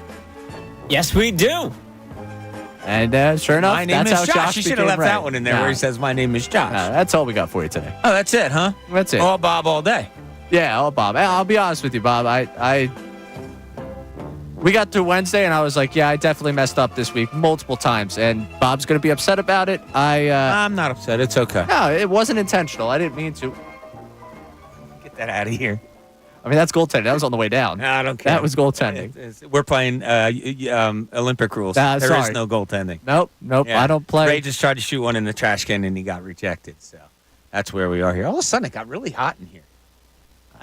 I don't know. Yeah, I'll have to mess around with the thermostat. But, all right. So, a lot of things. Josh, we do have another text about word or skill, or which one of these? Yeah, we got a few texts talking about what Ray was saying, like the one text. I'll just rapid fire. One person says Tobias Harris's negotiating skills. Karate Mark says just nothing better than being able to dunk a basketball. And then we also have a one word describing the Eagles. Dom checks in. He says his word is confident. 13-4. Oh. All right, cool, good. I don't want to take away from you. I hope you are confident. Are you being realistic if you say that, though? I'm confident they're going to be 13-4. Maybe you are. Maybe, like, you really think this offense is going to overcome any shortcomings this defense has. Maybe Vic Fangio is the savior. Yeah, we talk about getting better, though. It came up. I don't know if it was conversation outside of the studio or on air, but like somebody threw out there that the Eagles have gotten better from last year. Is that easy to say? Like, two Hall of Famers, we can't forget, retired. You traded away your best defense, free agency, I guess. No, trade. Trade. Oh, it was a trade, yeah. You traded away your best defensive player on what wasn't a very good defensive team. Yes, you picked up Saquon Barkley like that. Is this team better than they were last year? And is it mostly, if so, is it strictly mostly because of coordinators? I mean, we can't forget that Kelsey's gone. No. We can't forget that Fletcher Cox is gone. No. I do think I'm projecting, like, ultimately them finishing 11, like, again, with wins, losses. Like, when I start plugging in what I think is going to happen this season, having them at 11-6 tells me I don't definitively think they're better than last year. They could be 10-6 this year and be better than they were last year. 10-6? 11-6? Or, I'm sorry. I was going to let them on. 40, No, yeah. we're not doing that for next week. I don't do Friday carryover. What was their Everything's final free. record last year? 11-6. You That's could why- be 11-6 this year and be a lot better than last year. That's what I was going to say, Right? Bob. I think they're going to be 11-6, but it will look like a much different 11-6. And ultimately, the ending is what you hold on to. Right. Kansas City won 11-6 this year. Yeah. 11-6. Last year. 11-6, but it looks better at the end. Right now, I Could don't look think. worse. No, it couldn't. You really can't. That's not even like a throwaway joke there. That it just can't. No. No. Because I had them as like the worst team in football when the season was ending last year. Zero confidence by the end of that season. Done. None. Absolutely gone. And like I am now when people have, overly positive thoughts on the Eagles, and I All kind of freebies. look back. I know, and that's why I'm using them all now. And I'll sit back and I'll look and say, really? Like, you really? That's how I was last year when it came playoff time and people picked the Eagles. I had the same feeling. I was like, really? Ooh, I don't I like have them that. as the worst team in football. I think on our morning show, I understand the optimism, all that. But, yeah, I think I was the only one that picked the Eagles to lose in that Tampa Bay game in the playoffs. But that's how I'm kind of now. I sit back when I hear overly positive, and I just say, really? Because I'm not overly positive on this team. I'm just not. I understand it's a feeling thing, like comparison. Right, Like, it is. Yeah, I just don't like that the confidence level is similar to the playoff game. Because I'll be honest, I bottomed out with confidence. We came in that day. I remember Andrew. Eagles have a playoff game. This is great. It's a playoff football, and I was like, Andrew, I like the pep band can be out for this one, but like the pep is not in my step. I'm not feeling it with this team. I feel like they're going. Serious question here. Would you say that Andrew was zoned in on what he was talking about then more than anybody else? I would personally. Josh comes in between. He goes, I don't know why people get on me about what I say all the time. I said the chicken was my favorite bird, and everybody started, and I'm like, what the hell are you talking wasn't about? A bird. No, don't compare the two things, and don't get him started on this. So I did, and then I started. I was like, wait, a chicken is a bird. And he's like, no, I'm not going down there. Stop. I can't do it again. I must have can't do missed this that one. conversation again. Did I miss that conversation? I don't know when it was. I don't know where it was. I know it happened here. I don't know why it was. Don't get him started. Yeah. Don't get him started. Well, Josh, when you come in here and you say, I just don't know why everybody gets on me about things that I say, really think you got to take a look at yourself on that one, buddy. I'm not saying anything that crazy. And everyone's like, what? Just floating it out there. It's my thought. He's the best. He says that after the last week report, too. Everybody get on. Literally, the entire segment's design is me being zoned in on every word you say and seeing if you make a mistake throughout the week. It's a disaster. Brian in Malvern, we'll get to him before we go to break. Brian, you're on 97.5 The Fanatic.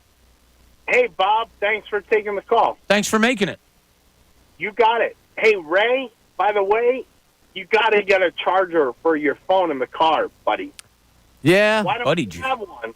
I do have one. It just does not work well, mostly because the car itself doesn't Work well. What's your one word, Brian? Bob, mindfulness or presence, like I'm trying to convey taking one game at a time for the season. Like if they win Patient. How about patient then?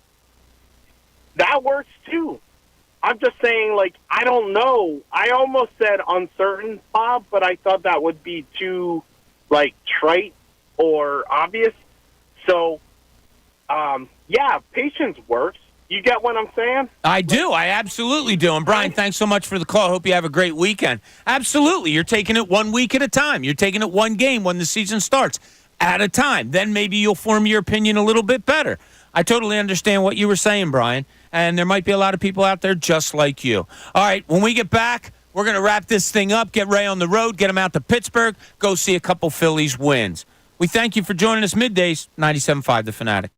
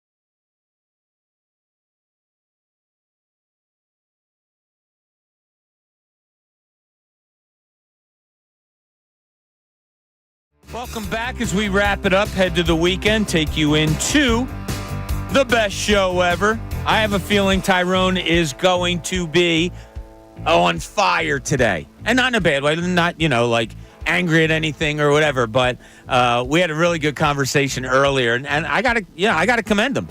Spot on he was about this Brian Johnson situation when he was here with the Eagles last year. Diana Rossini story comes out. It looks like his hands were tied. It looks like Nick Sirianni was the one that handed him the plays, handed him the offense, and said, "Here's what you're allowed to call. That's as much as I'm going to give you." And it just seems there's a weird dynamic there. And Tyrone was on top of it. He was on top of it from talking to people a while ago. So I'm sure he'll have more on that. So always a good listen. Best show ever, especially at 5:30, where they come up with Out of Context. We're going to be prominently featured. You are? You, not me. Me? What You. did I do? I would just tune in. What, do you help put this together? Oh, No, you hand in. I didn't hand anything in. I'll be honest with you. What they told me they had today undersold, I think, some of the moments that happened this week. Really? Yeah. I'm grateful because there was one of me that did not make it, which I appreciate. They did a good job. Which one was that? I'm not going to say it again. Come on. You already said it once. Say it again. No, I'm not saying it again, Bob. Especially now because it really is out of context. Someone think I'm just talking to talk here in this one. I'm just saying you did a lot this week that I try to help the programs any way I can. Yeah, no, out of context. You do a lot. You do, especially in a week without Ricky here.